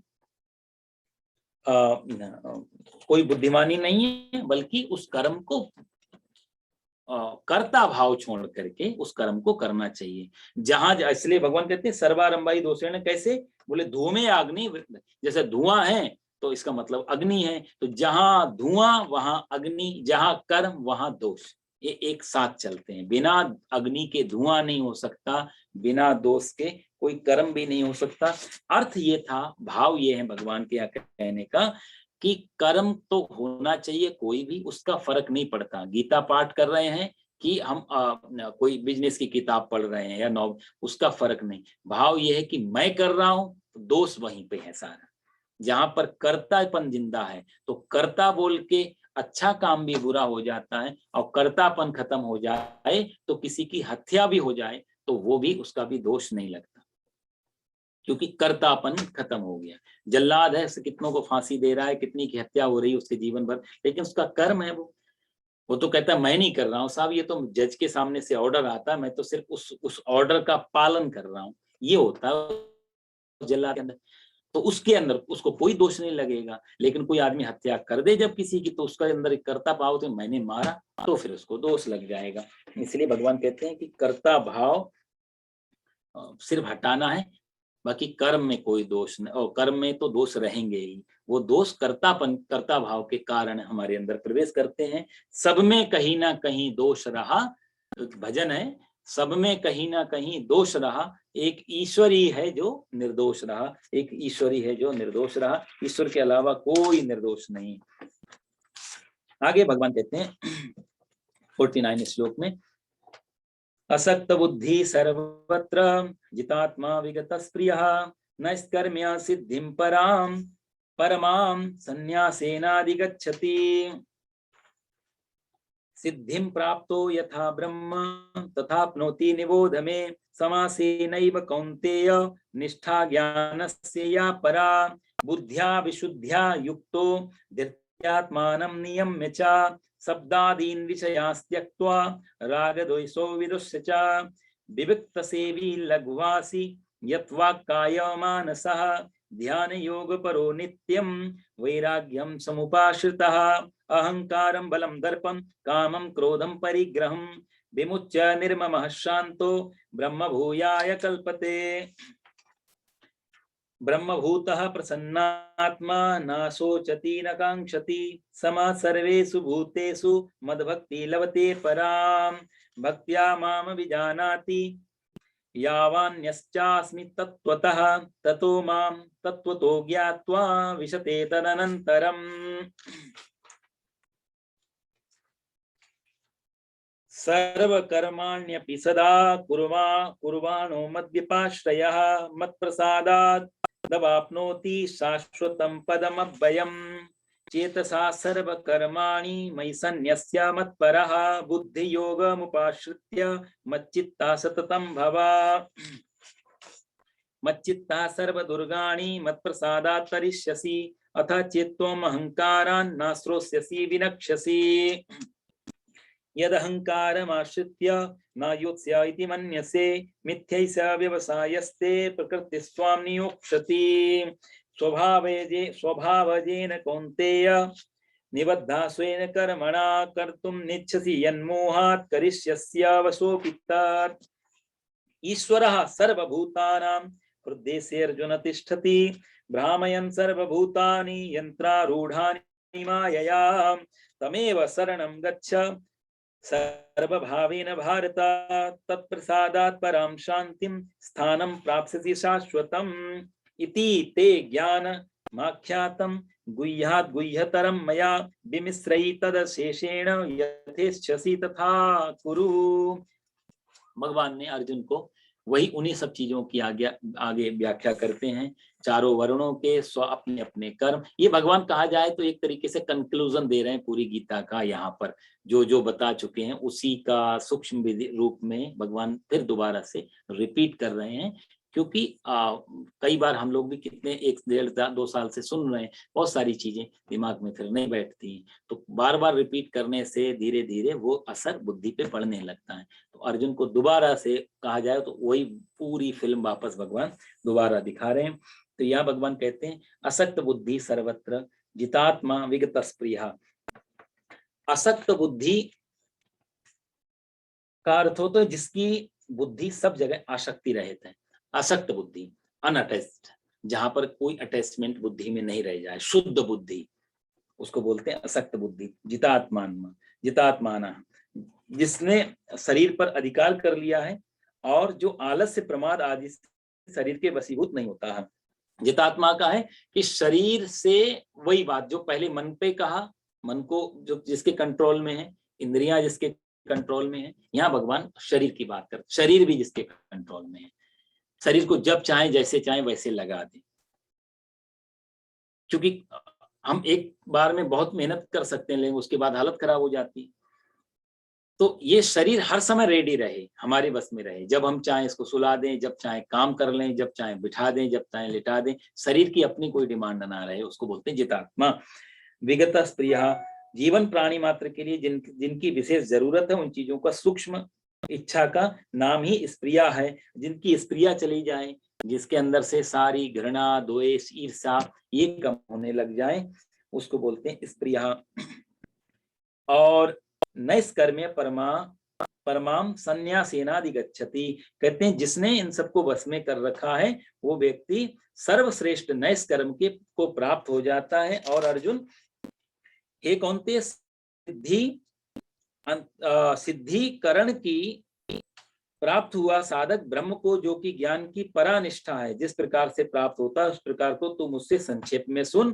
कैसे? बोले बुद्धिया माने बुद्धि, बुद्धि से युक्त, वैराग्यम वैराग्य के आश्रित, विविक्त सेवी का अर्थ एकांत में रहने वाला व्यक्ति, धैर्य धैर्य पूर्वक इंद्रियों का नियमन करके, शरीर वाणी मन को बस में करके, शब्दादि विषयों का त्याग करके, राग द्वेष को छोड़कर निरंतर ध्यान योग के द्वारा अहंकार, बल, दर्प, काम, क्रोध और परिग्रह से रहित होकर ब्रह्मभूतः, ब्रह्म रूप में बना हुआ प्रसन्न मन वाला साधक ना तो किसी के लिए शोक करता है ना ही इच्छा करता है, ऐसा संपूर्ण प्राणियों में समभाव वाला साधक मेरे ही पराभक्ति को प्राप्त हो जाता है। यहाँ भगवान कुछ लक्षण दे रहे हैं कैसे व्यक्ति मेरे तक पहुंचता है। तो उसके लिए असक्त बुद्धि होनी चाहिए। असक्त बुद्धि का अर्थ है कबीरा खड़ा बाजार में, सबकी मांगे खैर, ना काहू से दोस्ती, ना काहू से बैर, ना कोई दुश्मन बचा और ना ही कोई मित्र बचा। क्योंकि जब तक हमारे पास कोई मित्र है तब तक हमारे शत्रु बनने की संभावना बनी रहती है। जब भी मित्र बनाने की इच्छा होगी कोई ना कोई शत्रु जरूर बन जाएगा, क्योंकि शत्रु वही बनेगा जो कभी मित्र होता था। आप ऐसा कोई मित्र नहीं खोज सकते, कोई शत्रु नहीं खोज सकते जो कभी आपका मित्र नहीं रहा हो। तो मित्र ही तो शत्रु बनता है, मित्र का ही दूसरा रूप शत्रु है। तो मित्र बनाना हमने चुना तो शत्रु बनाना किस पे डालेंगे? तो इसलिए विगतस प्रिया कहते हैं असक्त बुद्धि का अर्थ होता है कि जहां पर अपना परायापन खत्म हो जाए, जिम्मेदारी जो मिली है वो कर रहे हैं। अब डॉक्टर जैसे अपने सब पेशेंट का इलाज समान भाव से करते हैं, कोई पेशेंट मर भी जाते हैं, उनके लिए डॉक्टर को कोई ऐसा नहीं होता कि घृणा हो गई काम से या उनका कोई दोष है, ऐसा भी नहीं। वो तो बचाने का प्रयास कर रहे हैं, उनके लिए सब बराबर है, छोटा बड़ा अच्छा। उनके लिए इतनी होनी चाहिए कि पेशेंट है, बस बीमार व्यक्ति है, उनका काम है ठीक करना, तो अपना कार्य वो कर रहे हैं बिना किसी सख्त बुद्धि के। असक्त बुद्धि होती कि अपना काम किया, उसके बाद उसका अपना भाग्य, अपना जीवन बचे या ना बचे, तो इसको असक्त बुद्धि। तो मरने से उनको कोई बहुत बड़ा दुख भी नहीं होता, और बच जाए तो उनको बहुत बड़ा कोई सुख भी नहीं होता। एक अपनी अलग शांति है प्रयास की। तो ऐसे ही जो अपना साधक है इनके लिए असक्त बुद्धि का अर्थ है कि कुछ मिल गया, कोई दे गया तो भी कभी घी घड़ा, कभी मुट्ठी चना, कभी वो भी मना, किसी ने बहुत सम्मान दे दिया तो भी कोई प्रसन्न नहीं, और किसी ने 2-4 गाली उली दे दी, अपमान कर दिया तो भी उसका कोई बुरा भला नहीं करना। तो जिसका दूसरे का कोई महत्व ना रह जाए जीवन में, उसको बोलते हैं असक्त बुद्धि, कहीं लगा हुआ नहीं। तो एक भी नहीं चुनता, वो अच्छा भी नहीं चुनता, क्योंकि अच्छा चुनेंगे तो बुरा हो जाएगा। कोई भी चीज, आज हमने एक फूल चुना जो सुगंधी दे रहा है, उसको पॉकेट में डाल दिया, कभी ना कभी तो वही फूल हमारे लिए दुर्गंधी बनेगा नहीं बनेगा। तो जो सुगंधी, हमने तो सुगंधी जेब में डाली, अच्छी स्मेल जेब में डाली, लेकिन 2-4 दिन के बाद वो फूल सड़ेगा, वो दाग भी छोड़ेगा और बदबू भी छोड़ेगा। तो हमने सुगंधी चुनी तो दुर्गंधी भी हमारे साथ आ जाएंगी। असक्त बुद्धि वाला दोनों चीजों को नहीं चुनता, इसलिए दोनों चीजें उसको प्रभावित नहीं करती। जितात्मा का अर्थ होता है जिसने अपने शरीर को जीत लिया। पतंजलि कहते हैं योगश्चित्त वृत्ति निरोधा, जो योग आदि से जो हमारी चित्त वृत्तियां हैं उनको अपना कंट्रोल में बने रहे, नियंत्रण में बने रहे, जहां कंट्रोल हमारा रहे। विगत प्रिया, कोई अपेक्षा नहीं किसी की, कोई एक्सपेक्टेशन नहीं किसी से, ऐसा साधक को एक्सपेक्टेशन नहीं होती। नैष्कर्म्य का अर्थ होता है कि एक इसका कुछ अर्थ लोग लगाते हैं, कुछ कर्म नहीं करना, कर्म को छोड़ देना, ऐसा नहीं था। भगवान कहते हैं नैष्कर्म का अर्थ है करने का जो ज्वर, एक करने की डिजीज होती है व्यक्ति में, उसको कुछ ना कुछ तो करते रहना चाहिए। तो जो करने का ज्वर मतलब बुखार है, जो करने का जो आवेग है, जो एक्साइटमेंट है, जो उत्तेजना है करने की, वो खत्म होने का नाम होता है नैष्कर्म। अक्सर ज्यादातर 80% लोगों में ऐसा मिलता है, जब विकासशील देश होते हैं उनको चाहिए कि या तो ये करें या वो करें, पर खाली, जबकि खाली बैठना भी अपने आप में एक बहुत बड़ा कर्म है, क्योंकि उसको करने वाला को मालूम होता है कि खाली बैठना कितना बड़ा कर्म है, कितना टाइट अपने आप को कंट्रोल करना पड़ता है खाली बैठने के लिए। कुछ करना बहुत आसान है, क्योंकि करने से समय निकल जाता है, मन को एक रास्ता मिल जाता है, इसलिए आसान, हम खो जाते हैं खाली बैठने में। हम हमारे पास होते हैं, हमें मालूम होता है। तो आदमी जब व्यस्त होगा तो खुद की खबर नहीं होगी, लेकिन खाली होगा तो खुद की खबर आने लगती, जो कि खतरनाक है। इसलिए नैष्कर्म का होता है कि करने का भूख खत्म हो जाए, कुछ करने का जो वेग है, जो आवेग है, वो खत्म हो जाए, उसको बोलते हैं नैष्कर्म। सिर्फ होना रह जाए, तो भूख लग रही खाना, लेकिन मैं खाने जाऊंगा तो उसके लिए फिर चीजें आ जाती हैं आगे। तो नैष्कर्म तब जाकर के संन्यासेनाधिगच्छति, ऐसी स्थितियों में संन्यास घटित होता है। लाल कपड़े पहन के, गेरू कपड़े पहन के या मरून कलर डाल के कोई सन्यासी नहीं बनता, इन सब चीजों से सन्यासी आते। तो ऐसा व्यक्ति यदि दुकान पे बैठा है, ऑफिस में बैठा है, मंदिर में बैठा है, जंगल में बैठा है, कहीं भी बैठा है, यदि ये लक्षण है ऐसे, तो व्यक्ति वहीं पर सन्यासी है। गेरू कपड़े हो या कोट पैंट टाई लगी हो, वो व्यक्ति सन्यासी हो जाता है। भगवान वस्त्रों की, तो भगवान ने स्वयं कभी गेरू नहीं पहने, अर्जुन को गेरू नहीं पहनने दिए। यदि लाल कपड़े गेरू कपड़े से सन्यासी होते तो अर्जुन से कह देते भगवान तू कपड़े बदल। कोई ड्रेस कोड नहीं दिया अर्जुन को, तू ऐसे पहन ले तब तो ठीक। भगवान बाहर की तो बात ही नहीं करते हैं, अर्जुन को अंदर से, इंटरनल, अंदर आंतरिक बदलने की बात कर। पूरी गीता का जोर है अंदर से बदल जाए, बाहर क्या कर रहे हैं उसको कोई लेना देना नहीं प्रकृति को। क्योंकि फलार कर रहे हो या मछली खा रहे हो उससे कोई फर्क नहीं पड़ता गीता को। गीता कहती है जो भी खा रहे हैं बस होश में खाएं। जिस दिन होश पैदा हो जाएगा उस दिन मछली मछली लगेगी और आहार फलार फलार लगेगी। तो फल खाने वाला यदि अहंकार से पीड़ित है तो वो भी दोष युक्त है, और नॉनवेज खाने वाले के अंदर यदि सरलता है, विनम्रता है, तो वो उससे श्रेष्ठ है। क्योंकि अभिमान इंटरनल, अंदर आंतरिक चीज है। वो हाँ ये है कि धीरे धीरे सरलता और ये सब चीजें आती तो वो दूसरी चीज अपने आप धीरे धीरे खत्म होने लगती, क्योंकि आदमी को होश आने लगता है कि मैं अपने स्वाद को ठीक करने के लिए दूसरे को मार रहा हूं, तो ऑटोमेटिक छूट जाती है, वो बात अलग है। लेकिन इसमें दोष है और इसमें शुद्धि, ऐसा नहीं। आहार शुद्धि का अर्थ होता है, एक तो बाह्य आहार की शुद्धि हो गई, एक आहार की शरीर में हम डाल रहे हैं उससे हमारी विचार कैसे बन रहे हैं। तो आजकल उल्टा भी है कई बार कि बहुत कुछ त्याग करने वाला अहंकार का त्याग नहीं कर पाता, अभिमान का त्याग नहीं कर पाता, जो कि गीता के हिसाब से ज्यादा डेंजर है बजाय बाहर के त्याग से। इसलिए भगवान कहते हैं सन्यास होने के लिए ऐसा ही होना चाहिए, क्योंकि सन्यासी सब असक्त से भी असक्त बुद्धि वाला हो जाता है, उसकी किसी में आसक्ति नहीं। इसलिए सन्यास लेते समय आप लोगों को शायद जानकारी ना हो, अभी 20 तारीख से श्राद्ध लगने वाले हैं पितरों के, तो इस समय श्राद्ध आदि करते हैं परिवार के लोग जिनके पूर्वज चले जाते हैं। पिंडदान, श्राद्ध, तर्पण, ये सब प्रक्रियाएं होती हैं। दादा दादी, नाना नानी, सास ससुर और माता पिता आदि सबके नाम से करना ही चाहिए। श्राद्ध एक बहुत अपने आप में बहुत वैज्ञानिक परंपरा भारत की रही और उसका बहुत बड़ा एक अर्थ है, वो कभी हम फिर कभी चर्चा करेंगे। तो श्राद्ध करना ही चाहिए गृहस्थ में रहते हुए व्यक्ति को। लेकिन ये जो सन्यास लेते हैं जितने लोग सन्यासी, ये अपना श्राद्ध खुद करते हैं।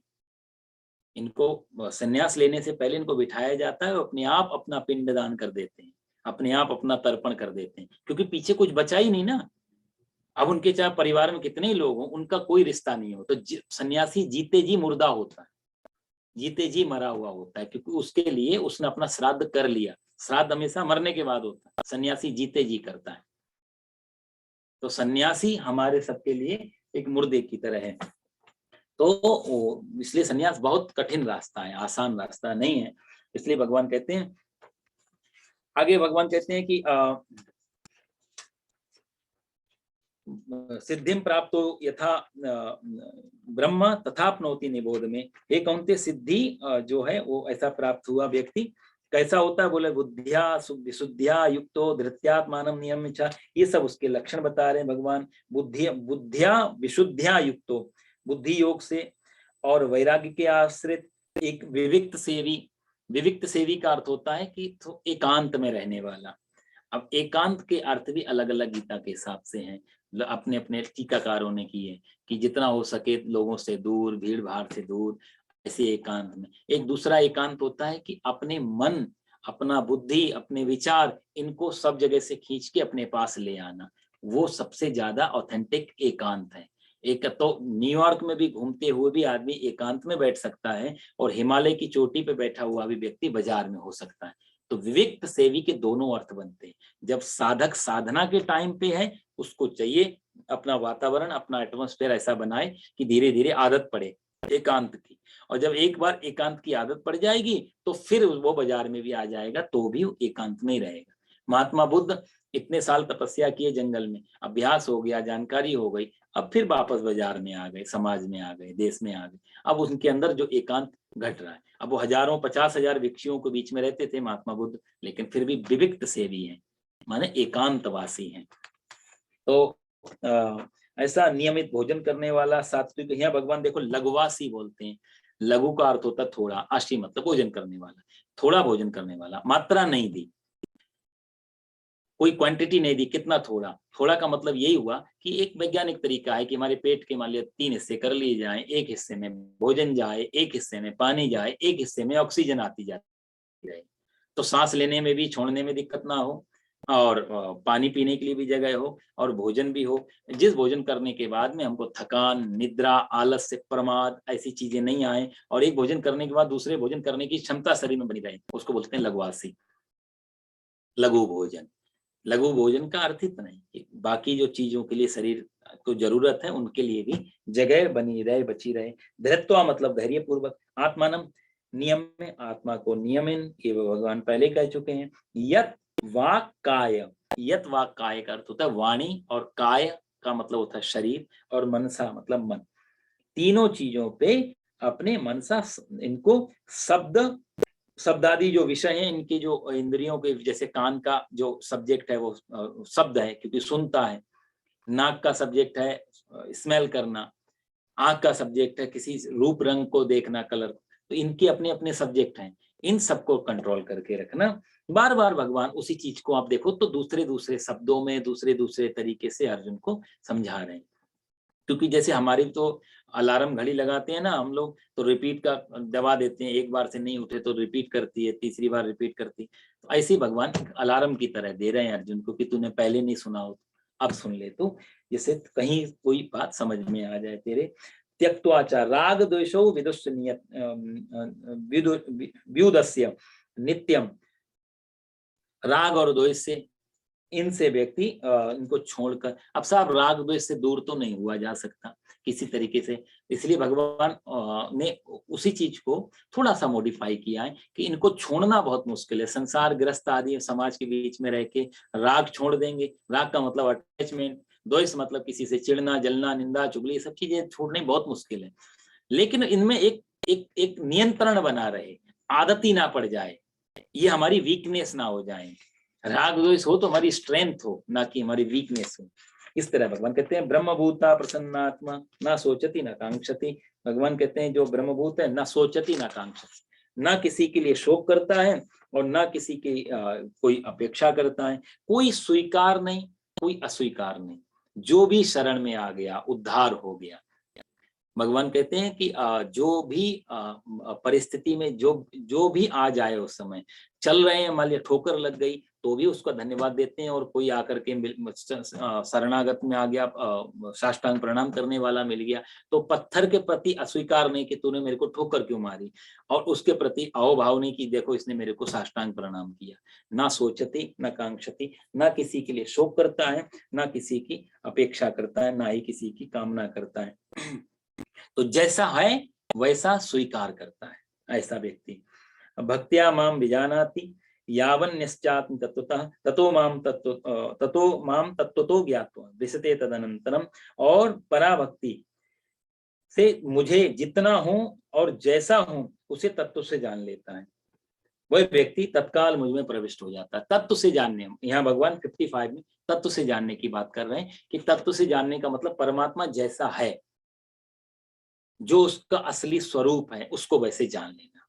कई बार हम लोग शिव के भक्त हैं तो राम जी को नहीं मानते, राम जी के भक्त हैं तो कृष्ण को नहीं मानते, कृष्ण के भक्त हैं तो विष्णु जी। तो कहने मतलब हमारी आपस में जो झगड़े होते हैं, परमात्मा को जो जान लेता है उसको बाद में लगता है ये सब एक ही बात में एक ही स्वरूप है। सागर एक है, लहरें हजारों हैं, लाखों करोड़ों हैं, लेकिन सारी लहरें उसी सागर से निकली हुई हैं। इसको बोलते तत्व से जानना। जो लहरों को देखता तो है, लेकिन लहरों को देखते समय उसको सागर की याद आती है कि बिना सागर के लहरें नहीं हो सकती हैं। लहरों के बिना सागर हो सकता है, लहरें नहीं हो फिर भी सागर होगा, समंदर होगा, लेकिन समंदर ना हो और सोचे लहरें हो जाए, वो नहीं। तो सारे स्वरूप परमात्मा के हैं, लेकिन परमात्मा एक ही है जिसके सारे स्वरूप बने हुए, उसको बोलते हैं तत्व से जानना। और ये ऐसे करके तत्व माम तत्व तो ज्ञाता विशते तदनंतरम, ऐसा व्यक्ति मेरे को ही प्राप्त हो जाता है। एक उपनिषद है हमारे यहाँ, उसका नाम है ईशावास्योपनिषद। तो वहां भी पहला जो उसका सूत्र है वो बहुत अच्छा है। ईशावास्यमिदं सर्वम यत् किंचित जगत्याम जगत, कि सारा संसार उसी से ओतप्रोत है, सब उसी में समाया हुआ है, उसके अलावा दूसरा कुछ भी नहीं है। ईशावास्यमिदं सर्वम। और आगे भगवान कहते हैं सर्वकर्माण्यपि सदा कुर्वाणो मद्व्यपाश्रया, मेरा आश्रय लेने वाला भक्त सदा सब कर्म करता हुआ मेरी कृपा से शाश्वत अविनाशी पद को प्राप्त हो जाता है। यह भगवान अपना अनुग्रह बता रहे हैं कि परमात्मा की कृपा से और उसके इस प्रयास से, ये दोनों चीजों से मिलकर के वो मेरे को प्राप्त हो जाता है। देखो साहब, हमारे पास कर्म ही हो और कृपा नहीं हो तो भी सफलता नहीं मिलती। हमारे कर्म, परमात्मा की कृपा, जब दोनों मिक्स होते हैं तब, क्योंकि प्रकृति को भी तो होना चाहिए कि हाँ हमें ये कर्म करना है, तो हमने सिर्फ कर्म कर दिया, उसके बाद जो फल वो प्रकृति से आता है, प्रकृति मतलब परमात्मा, तो उसकी भी इच्छा हो और हमारी भी इच्छा हो, जब दोनों की इच्छा मिल जाती तभी सफलता जीवन में मिलती है। एक तरफ से कभी सफलता, परमात्मा तो बुला रहा है सबको, हम ही जाना नहीं चाहते। नारद जी ने कहा भगवान आप तो ऐसे ही बोलते हो, सारी दुनिया आपके पास आना चाहती है। भगवान बोले ट्राई कर लो तुम। नारद जी ने बोला मनुष्यों में तो नहीं जाऊंगा, पशु पक्षियों में जाके देखता हूँ। तो सूअर के पास चले गए, सूअर से बोला कि तुझे चलना है स्वर्ग, भगवान बुला रहे हैं वहां पे। सूअर बोला मैं जाऊंगा जरूर, लेकिन ये बताओ वहां विष्ठा मिलेगी खाने को? अब सूअर को भी स्वर्ग में भी विष्ठा ही चाहिए। तो कहने का अर्थ यह है परमात्मा की इच्छा है कि सब लोग मुक्ति को प्राप्त हो, शांति को प्राप्त हो, लेकिन हमारी भी तो इच्छा होनी चाहिए हमें शांति मिले और मुक्ति मिले। और कई साधकों की इच्छा होती है इस मुक्ति शांत और उसका प्रयास करते हैं, तो परमात्मा की भी इच्छा बननी चाहिए। तो दोनों की इच्छाएं जब मैच होती तब मुक्ति का ताला खुलता है। इसलिए भगवान कहते हैं चेतसा सर्व कर्माणि मयि सन्न्यस्य मत्परः बुद्धि योगम उपाश्रित्य मच्चित्ता सततम भव। जिस चित्त से संपूर्ण कर्म मुझ में अर्पण करके मेरे परायण होकर समता का आश्रय लेकर निरंतर मुझ में चित्त वाला हो जा, या भगवान ने कहा संपूर्ण कर्मों को मेरे में अर्पण कर दे। त्वदीयं वस्तु गोविंद तुभ्यमेव समर्पयेत् गृहाणां समको भूत्वा प्रसीदा परमेश्वराः। कहते हैं सारे यत् करोमि यदश्नासि यज्जुहोसि ददासि तत् तपस्यसि कौन्तेय तत्कुरुस्व मदर्पणम। भगवान पहले भी इस बात को कह चुके हैं कि जितने भी तू करता है, यत् करोसि यदश्नासि यज्जुहोसि, जो भी सोचता है, आकांक्षा करता है, कामना, सब तू मेरे अर्पण कर देगा तो तुझे उस कर्म का उसका कोई दोष नहीं लगेगा और तुझे अंत में मेरी ही प्राप्ति हो जाएगी। तो ये है बुद्धि योग। इसका अर्थ होता है बुद्धि योग, बुद्धि से जुड़ जाना। अभी हम मन से जुड़े हैं, इंद्रियों से जुड़े हैं, बुद्धि से जब जुड़ेंगे तो ये कर्म भगवान के अर्पण होते चले जाएंगे। आगे भगवान कहते हैं मत चित्ता सर्व दुर्गाणी मत प्रसादा तरिष्यसि। यहाँ भगवान बहुत अच्छी बात कर रहे हैं 58 में, मत चित्ता, मेरे को बीच में जरूर रखना हर चीज में। गीता ये बहुत ऐसी किताब है, देखो कि इतनी सुविधा है धर्म में। हम लोगों ने कॉम्प्लिकेटेड बना दिया चीजों को कि कोई कहता है कि 4 बजे नहीं उठे तो नास्तिक। अब 4 बजे लोग मर्डर करने के लिए भी उठ सकते हैं, 4 बजे लोग चोरी करने के लिए भी उठ सकते हैं। तो सुबह 4 बजे उठना क्यों है वो ज्यादा जरूरी है ना।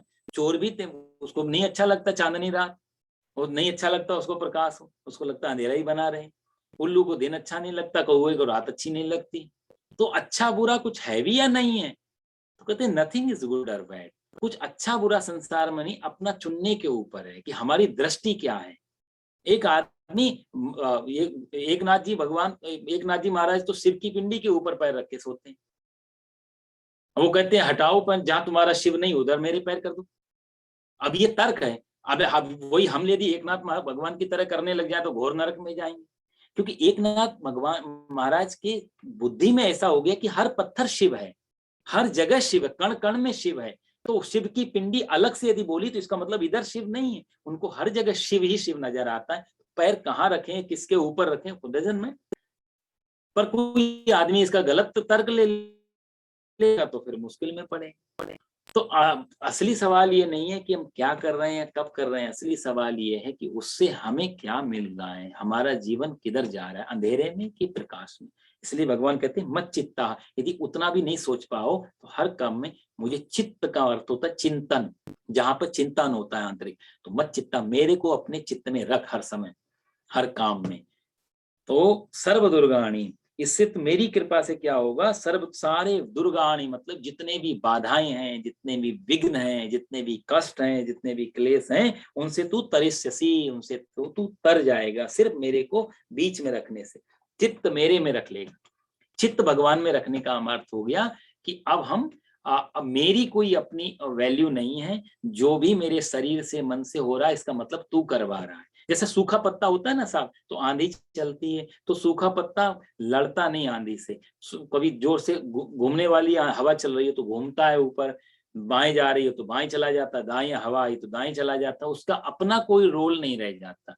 तो साधक जो है, जो भगवान में चित्त लगा लेता है, उसका अपना कुछ नहीं रह जाता।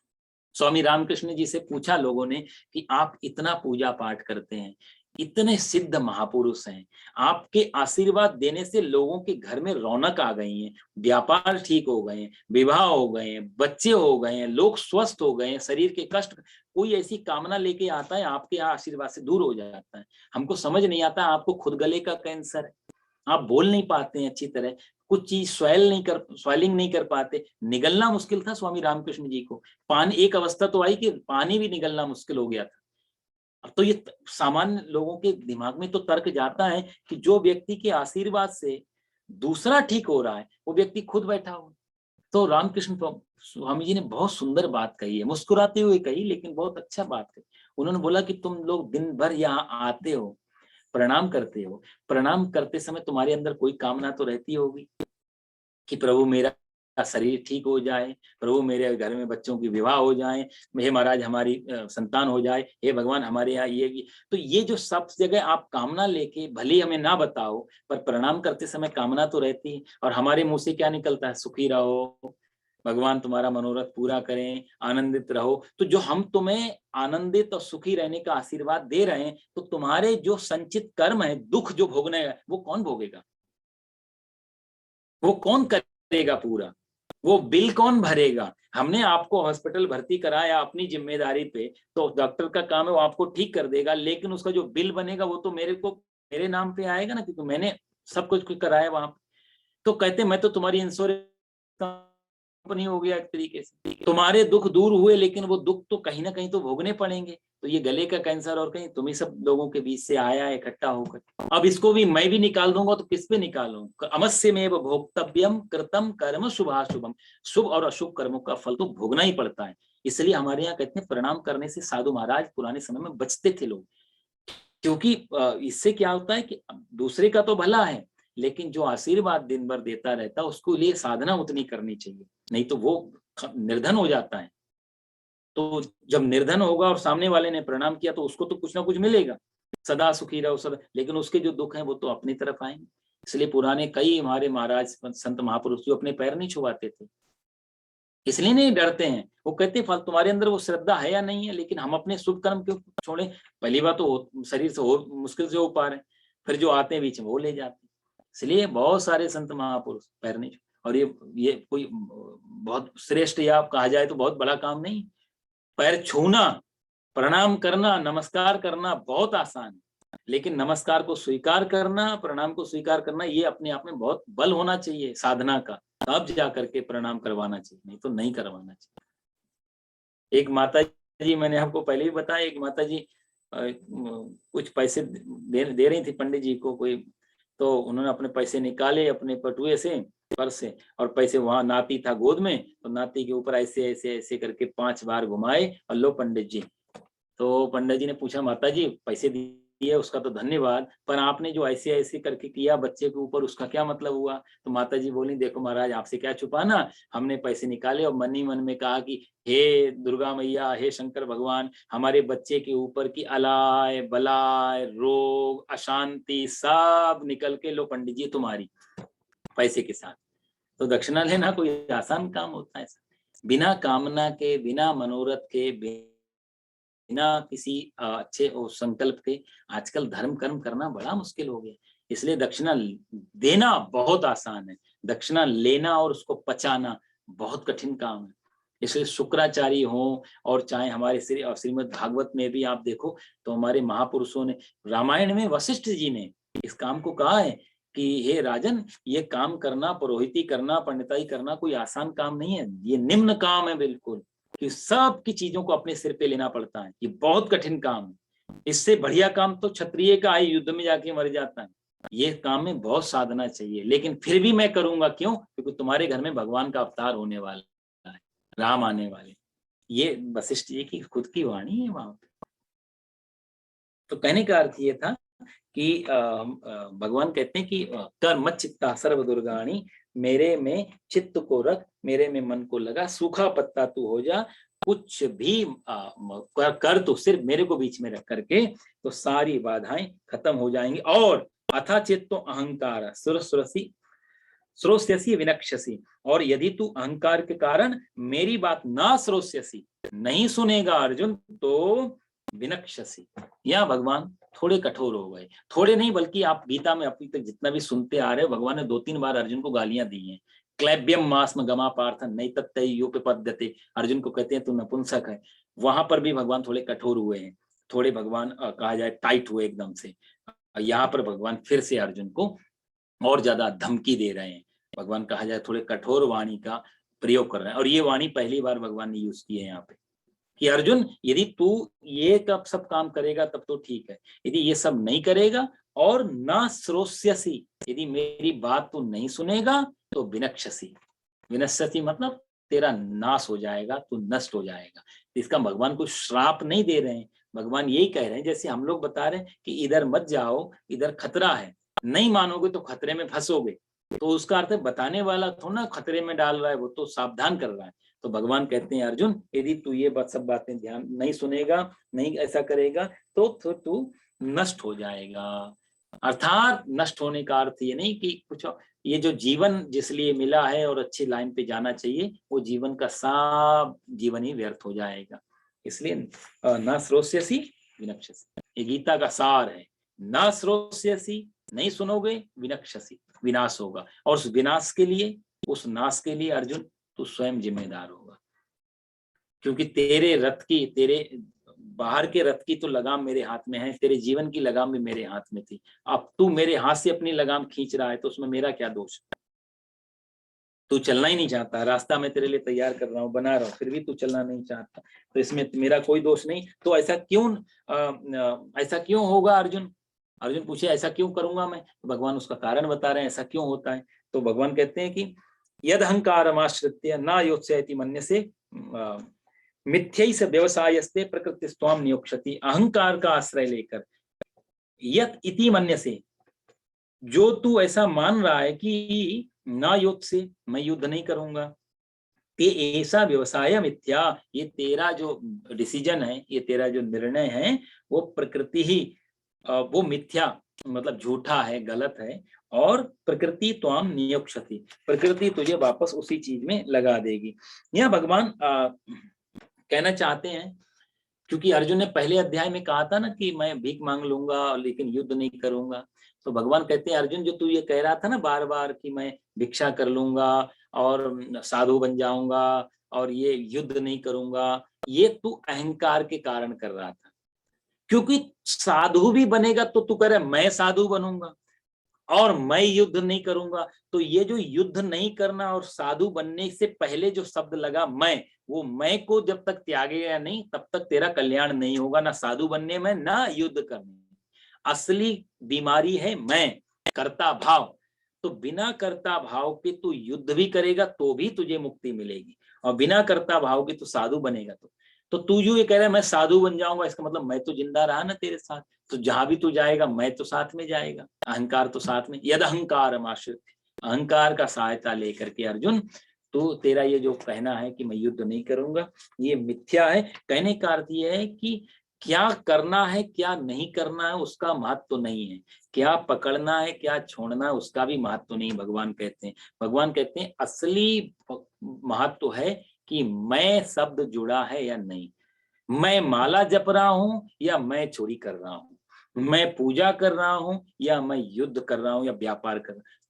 मैं शब्द जहां तक भी रहेगा वहां तक ही दोष रहेगा, पाप रहेगा, अशांति रहेगी। जहां मैं खत्म होता है वहीं से शांति शुरू हो जाती। कर्म का महत्व गीता नहीं देती, क्या करते हैं, महत्व दे रही गीता डूअर को, अंदर से कर्ता भाव खत्म हो जाए कि मेरे बिना मेरा आपकी कृपा से सब काम हो रहा है, और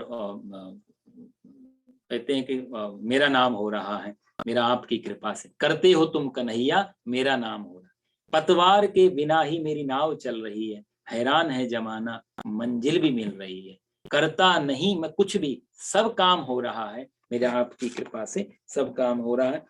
तो इसलिए अर्जुन के मन में जो पीड़ा थी, स्वभाव जेन कौन्तेय निबद्धा स्वयं कर्मणा, अर्जुन कहते हैं कि भगवान कहते हैं अर्जुन, मोह के कारण और अहंकार के कारण जो तू युद्ध नहीं करना चाहता था उसको तू परवश होकर के करेगा। 60वें श्लोक में भगवान कहते हैं अर्जुन तू भाग जा छोड़ के युद्ध, कोई बात नहीं, लेकिन तुझे युद्ध में वापस आना पड़ेगा क्योंकि तेरे स्वभाव क्षत्रिय का है। तू पेड़ के नीचे जाके बैठेगा और कोई आ गया वहां पर और उसने तेरे को हंस दिया, ये दुर्योधन ही आ गया उस समय और तेरे को देखा है भगोड़ा या ये वो डरपोक, ऐसा कुछ भी बोल दिया, उसी समय तू गांडी उठा लेगा, भूल ही जाएगा कि मैं महाभारत युद्ध से भागा हूं, भूल ही जाएगा मैं सन्यासी कपड़े पहन लिया हूं। तेरा स्वभाव है क्षत्रिय का अर्जुन। आप समझें इस चीज को थोड़ा सा कि भगवान कितनी गहरी बात कहां पर पकड़ रहे हैं। कहा जाए तो अर्जुन का पूरा साइको एनालिसिस कर रहे हैं अंदर कि अर्जुन के अंदर जो मेन मुख्य जो धारा है वो क्षत्रिय की है। इसलिए लोग कहते हैं ना, आरोप लगाते हैं भगवान श्री कृष्ण ने महाभारत युद्ध करा दिया। नहीं नहीं नहीं, भगवान युद्ध नहीं कराते तो भी वो युद्ध होना ही था। हो सकता है 2-4 दिन आगे पीछे होता, हो सकता है उस युद्ध में कोई दूसरे तरीके से लोग, युद्ध तो होना ही था। भगवान ने सिर्फ अर्जुन को उसका अपना स्वभाव याद दिलाया, क्योंकि आप देखो ना अर्जुन इतना पराक्रमी है कि वो सह नहीं सकता कोई उसको डरपोक भगोड़ा एस्केटिज्म में ले जाए कि तू पलायनवादी है, तूने पलायन, अर्जुन नहीं सहेगा। अर्जुन के सामने अन्याय हो रहा होगा तो माला तोड़ के फेंक देगा और तुरंत अन्याय को लेकर तुरंत धनुष बाण उठा लेगा। तो भगवान कितनी अच्छी बात अर्जुन को यहाँ कहते हैं कि अर्जुन मोह के कारण तो ये जो कह रहा है युद्ध नहीं करूंगा, ये इसके कारण ये नहीं है कि तू संन्यास तेरे अंदर आए, इसके कारण है सामने पितामह भीष्म खड़े हैं, जो तेरे दादाजी लगते हैं, गुरु द्रोणाचार्य खड़े हैं जो तेरे गुरुजी लगते हैं, तेरे मामा जी खड़े हैं, तेरे तेरे ताऊ खड़े हैं, तेरे भाई खड़े हैं, तो उन सबको देख के डर रहा है। तो मोह के कारण बोल रहा है मैं युद्ध नहीं करूंगा। युद्ध नहीं करूंगा ये बात यदि तेरे अंदर आ जाती तो उसी समय मैं तेरे को बोल देता तू मत कर। लेकिन युद्ध क्यों नहीं करूंगा उसके रीजन है सामने। वो रीजन यदि नहीं होंगे, कारण नहीं होंगे, तो तू युद्ध करने लग जाएगा। इसका मतलब युद्ध की आदत नहीं गई है। युद्ध करने से कोई कोई तेरे अंदर अहिंसा नहीं आई है, लेकिन हिंसा तू इनकी नहीं करना चाहता है। अब कोई जल्लाद सबको फांसी दे रहा है, लेकिन अपना बेटे की यदि फांसी का नंबर आ जाए और वहां पर बोले मैं फांसी नहीं दूंगा क्योंकि ये मेरा बेटा है, तब उस जल्लाद को सारी फांसियों का दोष लग जाएगा, तब पाप लगेगा। क्योंकि वो अपना, तो जैसे जो दूसरों को फांसी देते समय जो भावना उसकी रहती है मैं सिर्फ और काम कर रहा हूँ ऑर्डर, ऐसे ही जब उसका अपना परिवार का अपना कोई फांसी के तख्ते पे आए, तब परीक्षा की घड़ी होती है कि जल्लाद के अंदर उस समय क्या चल रहा है। यदि उसी भावना से वो उसको भी चढ़ा देता है फांसी, तब उसको कोई दोष नहीं लगता। तो बारीक है, थोड़ा नाजुक है ये चीज, लेकिन यही असली गीता का सार है कि जहां पर अर्जुन का असली भाव था कि इन सबको हटाओ, दूसरों को लाओ तो युद्ध करूंगा, ये होंगे तो युद्ध नहीं करूंगा। इसलिए भगवान ने अब आकर के अर्जुन को समझाया कि अर्जुन तू ये कह रहा था कि मैं युद्ध नहीं करूंगा, ये तेरा अहंकार और तेरा मोह, ये दो कारण थे, इसलिए तू आज भाग भी जाएगा। तो अर्जुन यत मोहत करिष्य बसोपि तत्, प्रकृति जो तेरा स्वभाव है तेरे को वापस इसी चीज में लेकर के आ जाएगी और तुझे दोबारा से इसी युद्ध में लगा देगी, तुझसे छूटेगा नहीं। इसलिए अर्जुन क्या कर फिर इसके लिए बोला ईश्वरा सर्वभूतानां हृदय से अर्जुन तिष्ठति, सबके अंदर वही परमात्मा है, सबके अंदर वही ईश्वर है, ऐसा समझ करके तू युद्ध में लग जा। ना कोई मरता है ना कोई मारता है, पंच महाभूतों से पूरा संसार प्रकट हुआ है, चीजें मिल गई आपस में, एक शरीर तैयार हो गया, चीजें हट गई, शरीर का नाश हो गया, पंच पृथ्वी जल तेज वायु आकाश मिल गए तो एक शरीर बन गया, यही चीज अपने अपने में चली गई तो मृत्यु हो गई। ना जन्म है ना मृत्यु है, ना कोई स्त्री है ना कोई पुरुष है, ऊपर तत्व से जानने पे सब चीजें पंच महाभूतों का खेल होता है। तो हमने यदि किसी को मार दिया तो उसका अर्थ है कि पृथ्वी पृथ्वी में मिला दी, जल जल में मिला दिया, वायु वायु, इतना ही अंतर हुआ।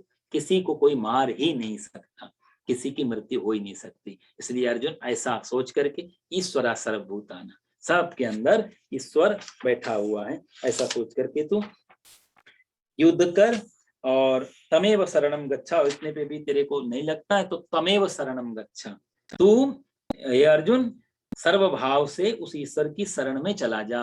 यदि तुझे लगता फिर भी कंफ्यूजन है तो भगवान की मर्जी मान के, उसकी आज्ञा मान के, ये सोच कि यही होने को था, कुछ तो कॉम्प्रोमाइज कहीं ना कहीं तुझे करना पड़ेगा, वो सब करके शरण में चला जा। शरण का अर्थ होता है कि अपना जहां कुछ ना रह जाए, अपना कोई अहम ना रह जाए, जहां बिल्कुल समर्पण हो जाए, वो होता है शरणागति। शरणागति बहुत खतरनाक, किसी को स्लेव बनाना आसान है, पर शरणागत में लाना बहुत कठिन चीज।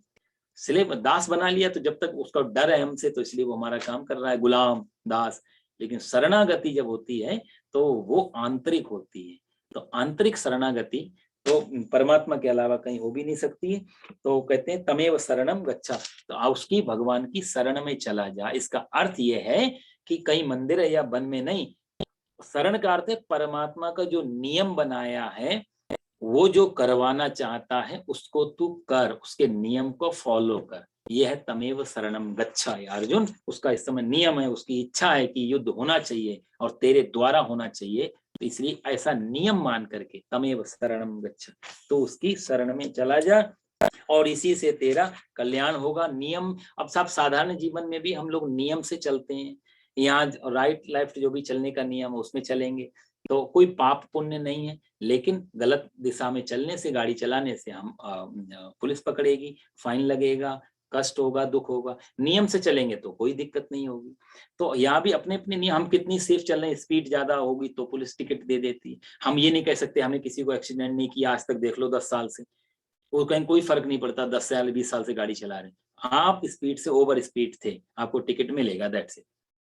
तो उसमें कोई आर्ग्यूमेंट काम नहीं करता।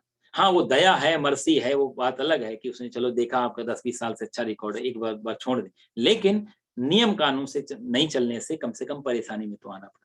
तो ऐसे ही जैसे सामान्य हम लोग जीने के लिए सादा सरल जीवन बनाने के लिए कुछ नियम बनाने पड़ते हैं, ऐसे परमात्मा ने भी एक नियम बनाया है, तमेव शरणम गच्छा, उसकी शरण में जाओ, मतलब उसके नियम का पालन कर अर्जुन, उससे तुझे सुख होगा, शांति मिलेगी।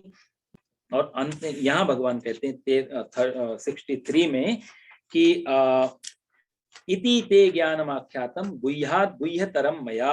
यहाँ भगवान बहुत अच्छी बात कहते हैं, ये अर्जुन मैंने तुझे गुह्य से भी गुह्यतर ज्ञान दिया। ये भगवान 3-4 बार गुह्यतर के बारे में बता चुके हैं, मैंने आपको भी बता दिया था गुह्य क्या होता है, गुड बेटर बेस्ट। तो सुपरलेटिव की भगवान बात कर रहे हैं कि ये जो ज्ञान है ये सामान्य ज्ञान नहीं था, ये कोई कथा कहानी स्टोरी नहीं थी, ये गुह्यतर ज्ञान था जो मैंने तेरे को दिया अर्जुन। गुह्यतरम मया विमिश्रयि तदशेषेण यथेच्छसि तथा कुरु। अंतिम में 63 नंबर की लास्ट वाली लाइन आप देखो तो भगवान बहुत अच्छी बात अर्जुन को कहते हैं कि मैंने तुझे बहुत कुछ दे दिया, बहुत सीक्रेट्स तेरे पास दे दिए, सब फॉर्मूला दे दिए जीवन जीने। अब अर्जुन क्या कर, मैंने तुझे वो सब दे दिया, अब इस पर तू अच्छी तरह से एतत् अशेषेण, ये महत्वपूर्ण शब्द है, एतद् अशेषेण, 63वें श्लोक की दूसरी लाइन। अशेषेण का होता है इसको अच्छी तरह से विचार करके, खूब सोच समझ करके, जो मैंने तेरे से कहा है एकदम से नहीं, अच्छी तरह विचार करके, यथा इच्छसी तथा कुरु, यथा इच्छा, जैसी तेरी इच्छा हो तथा कुरु। माता जी की उसमें कहते हैं ना, माता जी दुर्गा जी के लिए कि एक श्लोक आता है, देखो अभी दिमाग में नहीं आ रहा, ये वहां भी ऐसा ही है कि यथा योग्यम तथा कुरु, हे माता आपको, मैं आपकी शरण में हूं, मैं आपकी प्रार्थना कर रहा हूं, मेरे ये संकल्प हैं, लेकिन माता यथा योग्यम तथा कुरु, दुर्गा सप्तशती में, हे माँ आप मेरे से ज्यादा बुद्धिमान हैं, मैं तो आपके सामने कुछ भी नहीं हूं, मैंने जो कामना आपके सामने रखी है हो सकता है वो मेरे लिए दुखदाई हो सकता है मेरे लिए कष्टकारी हो। अभी तो मैं मांग रहा हूं कि मैं बहुत बड़ा धनपति बन जाऊं, लेकिन हो सकता है वो धन पाने के बाद मैं बहुत दुखी में पड़ जाऊं। अभी तो मैं मांग रहा हूं कि मेरे लिए ये मेरा काम हो जाए, क्या पता वो काम होने के बाद मेरे लिए पीड़ा बढ़ जाए। इसलिए माता मैंने अपनी कामना मेरी बुद्धि के हिसाब से जो आई मैंने मांगी, लेकिन यथा योग्यम तथा कुरु, माँ आपको जैसा अच्छा लगे, मेरे लिए जो कल्याण का है आप वैसे। ये प्रार्थनाएं हमारे सनातन धर्म की सबसे सुपर प्रार्थनाएं, जहां अपनी बात तो रख दी, लेकिन रखने के बाद परमात्मा से कहा जा रहा है कि तुम्हें जो अच्छा लगे, जिसमें मेरा वैसा ही करना प्रभु, फोर्स नहीं है आपको। कितनी सुंदर प्रार्थना है, कभी आप विचार करो इन अर्थों का तो मन प्रसन्न ये इसलिए होता है कि हम ये भी कह रहे हैं भगवान से कि हमने तो बोल दिया जो बोलना है, लेकिन आप मेरे को बिना सोचे समझे मत दे देना, यदि मेरी हैसियत नहीं हो उसको पाने की तो मत दे देना। इसलिए, और जब हम ऐसा बोल रहे हैं तो भगवान भी अर्जुन से यही बोलते हैं, यथा इच्छसी तथा, हे अर्जुन जितना भी बोलना था, जो भी अच्छी बातें थी, जो तेरे लायक ठीक था, वो सारे सीक्रेट्स मैंने उड़ेल दिए। कहने का अर्थ मैंने तुझे आंखें दे दी, तू अंधा था पहले, तुझे मालूम नहीं था कि मैं क्या करूं, मैं किधर जाऊं, तुझे रास्ता नहीं दिख रहा था, तुझे मंजिल नहीं दिख रही थी, तू डिसाइड नहीं कर पा रहा था, तो मैंने तुझे रास्ता नहीं दिया, मैंने तुझे सिर्फ आंख दे दी। मैं तुझे मंजिल पे नहीं पहुंचाऊंगा हाथ पकड़ के, मैंने तुझे आंख दे दी, अब तू देख कौन सा रास्ते में कैसा ठोकर है, गड्ढे हैं, अच्छा है बुरा, तू चुन। और ये बहुत बड़ी बात है कि परमात्मा, इंसान, भगवान, परमात्मा जैसा सुपर पावर जो हमारा मूलभूत चीज, वो भी हमसे कहता है कि हम तुम्हें मुक्ति या मंजिल नहीं देंगे, चलना तुम्हें पड़ेगा, चुनना तुम्हें पड़ेगा, हम तुम्हें सिर्फ ज्ञान दे सकते हैं। तो यहाँ भगवान अर्जुन को सबसे बड़ी बात ये कहते हैं, दो बातें इसमें कहते हैं कि भगवान एक तो अर्जुन को सारे सीक्रेट्स दे देते हैं, जो भी गोपनीय से गोपनीय चीजें थी सब भगवान ने दे दी, पहली बात। दूसरा, भगवान यहाँ कह रहे हैं कि तू अच्छी तरह से विचार करना, जल्दबाजी नहीं करना। अक्सर हम लोग अच्छे काम भी जल्दबाजी में करके दुख पाते हैं, अच्छे काम भी, क्योंकि अच्छे काम में भी कोई ऐसा नहीं अच्छा ही फल आए, जल्दबाजी हर चीज की बुरी होती। इसलिए भगवान कहते हैं अच्छी तरह विचार करना, उन 17 अध्यायों पे जो मैंने तेरे से चर्चा कर रहा था, उनमें तुझे जो अच्छा लगे अपने लिए उपयुक्त वो तू कर। यहाँ भगवान अर्जुन को पूर्ण स्वतंत्रता दे रहे हैं, जो कि दुनिया के पृथ्वी के किसी धर्म ग्रंथ में नहीं है। सब में एक प्रोटोकॉल बना है कि ये है, ऐसा ही मानना पड़ेगा, ऐसा ही चलना पड़ेगा। नियम, धर्म, कानून, कॉन्स्टिट्यूशन, सब संविधान बने हुए। सिर्फ गीता में ही आप ये चीज पाओगे। आप खोज लेना किसी भी धर्म शास्त्र, पृथ्वी पे जितने भी धर्म है सबके संविधान है। गीता में ये चीज 2-3 बार आएगी, यथा यथेच्छसि तथा कुरु, जैसी तेरी इच्छा हो वैसा कर। निर्णय मैं नहीं दूंगा, मैं तेरे को सिर्फ इफेक्ट और साइड इफेक्ट, अच्छा और बुराई सब तेरे को दे, बाकी तुझे जैसा कर। अब तू कहेगा मुझे युद्ध से भागना है तो भी मैं तेरे साथ खड़ा हूं। अब तू कहेगा मुझे युद्ध करना है तो भी मैं तेरे साथ खड़ा हूं। बता तेरी लगाम मेरे हाथ में, तुझे युद्ध की तरफ ले चलूं या जंगल की तरफ ले चलूं। अब भगवान यहाँ गुरु शिष्य से आज्ञा मांग रहा है, यहाँ भगवान भक्त से आज्ञा मांग रहे कि तुझे क्या चाहिए, तुझे क्या पसंद है, तू चुन ले। अब इतना विनम्रता, इतनी सरलता, इतनी फ्लेक्सिबिलिटी गीता के अलावा किसी में भी नहीं है। इसलिए बड़ा ध्यान करके थोड़ा चिंतन किया जाए तो आप पाएंगे कि गीता सुन ली तो सब सुन लिया, सब कुछ इसमें समाये। सर्वोपनिषदो गावो दुग्धा गोपाल नंदना। सारे उपनिषद, सारे शास्त्रों को मानो दूध दही बनाया, उसको मथा भगवान श्री कृष्ण ने, और उसमें जो मक्खन निकला वो श्रीमद् भगवत गीता। सर्वोपनिषदो गावो दुग्धा गोपाल नंदना। इसलिए भगवान ने अर्जुन से कहा कि अर्जुन, देखो इसी से भी यहाँ भी उत्तर निकल रहा है।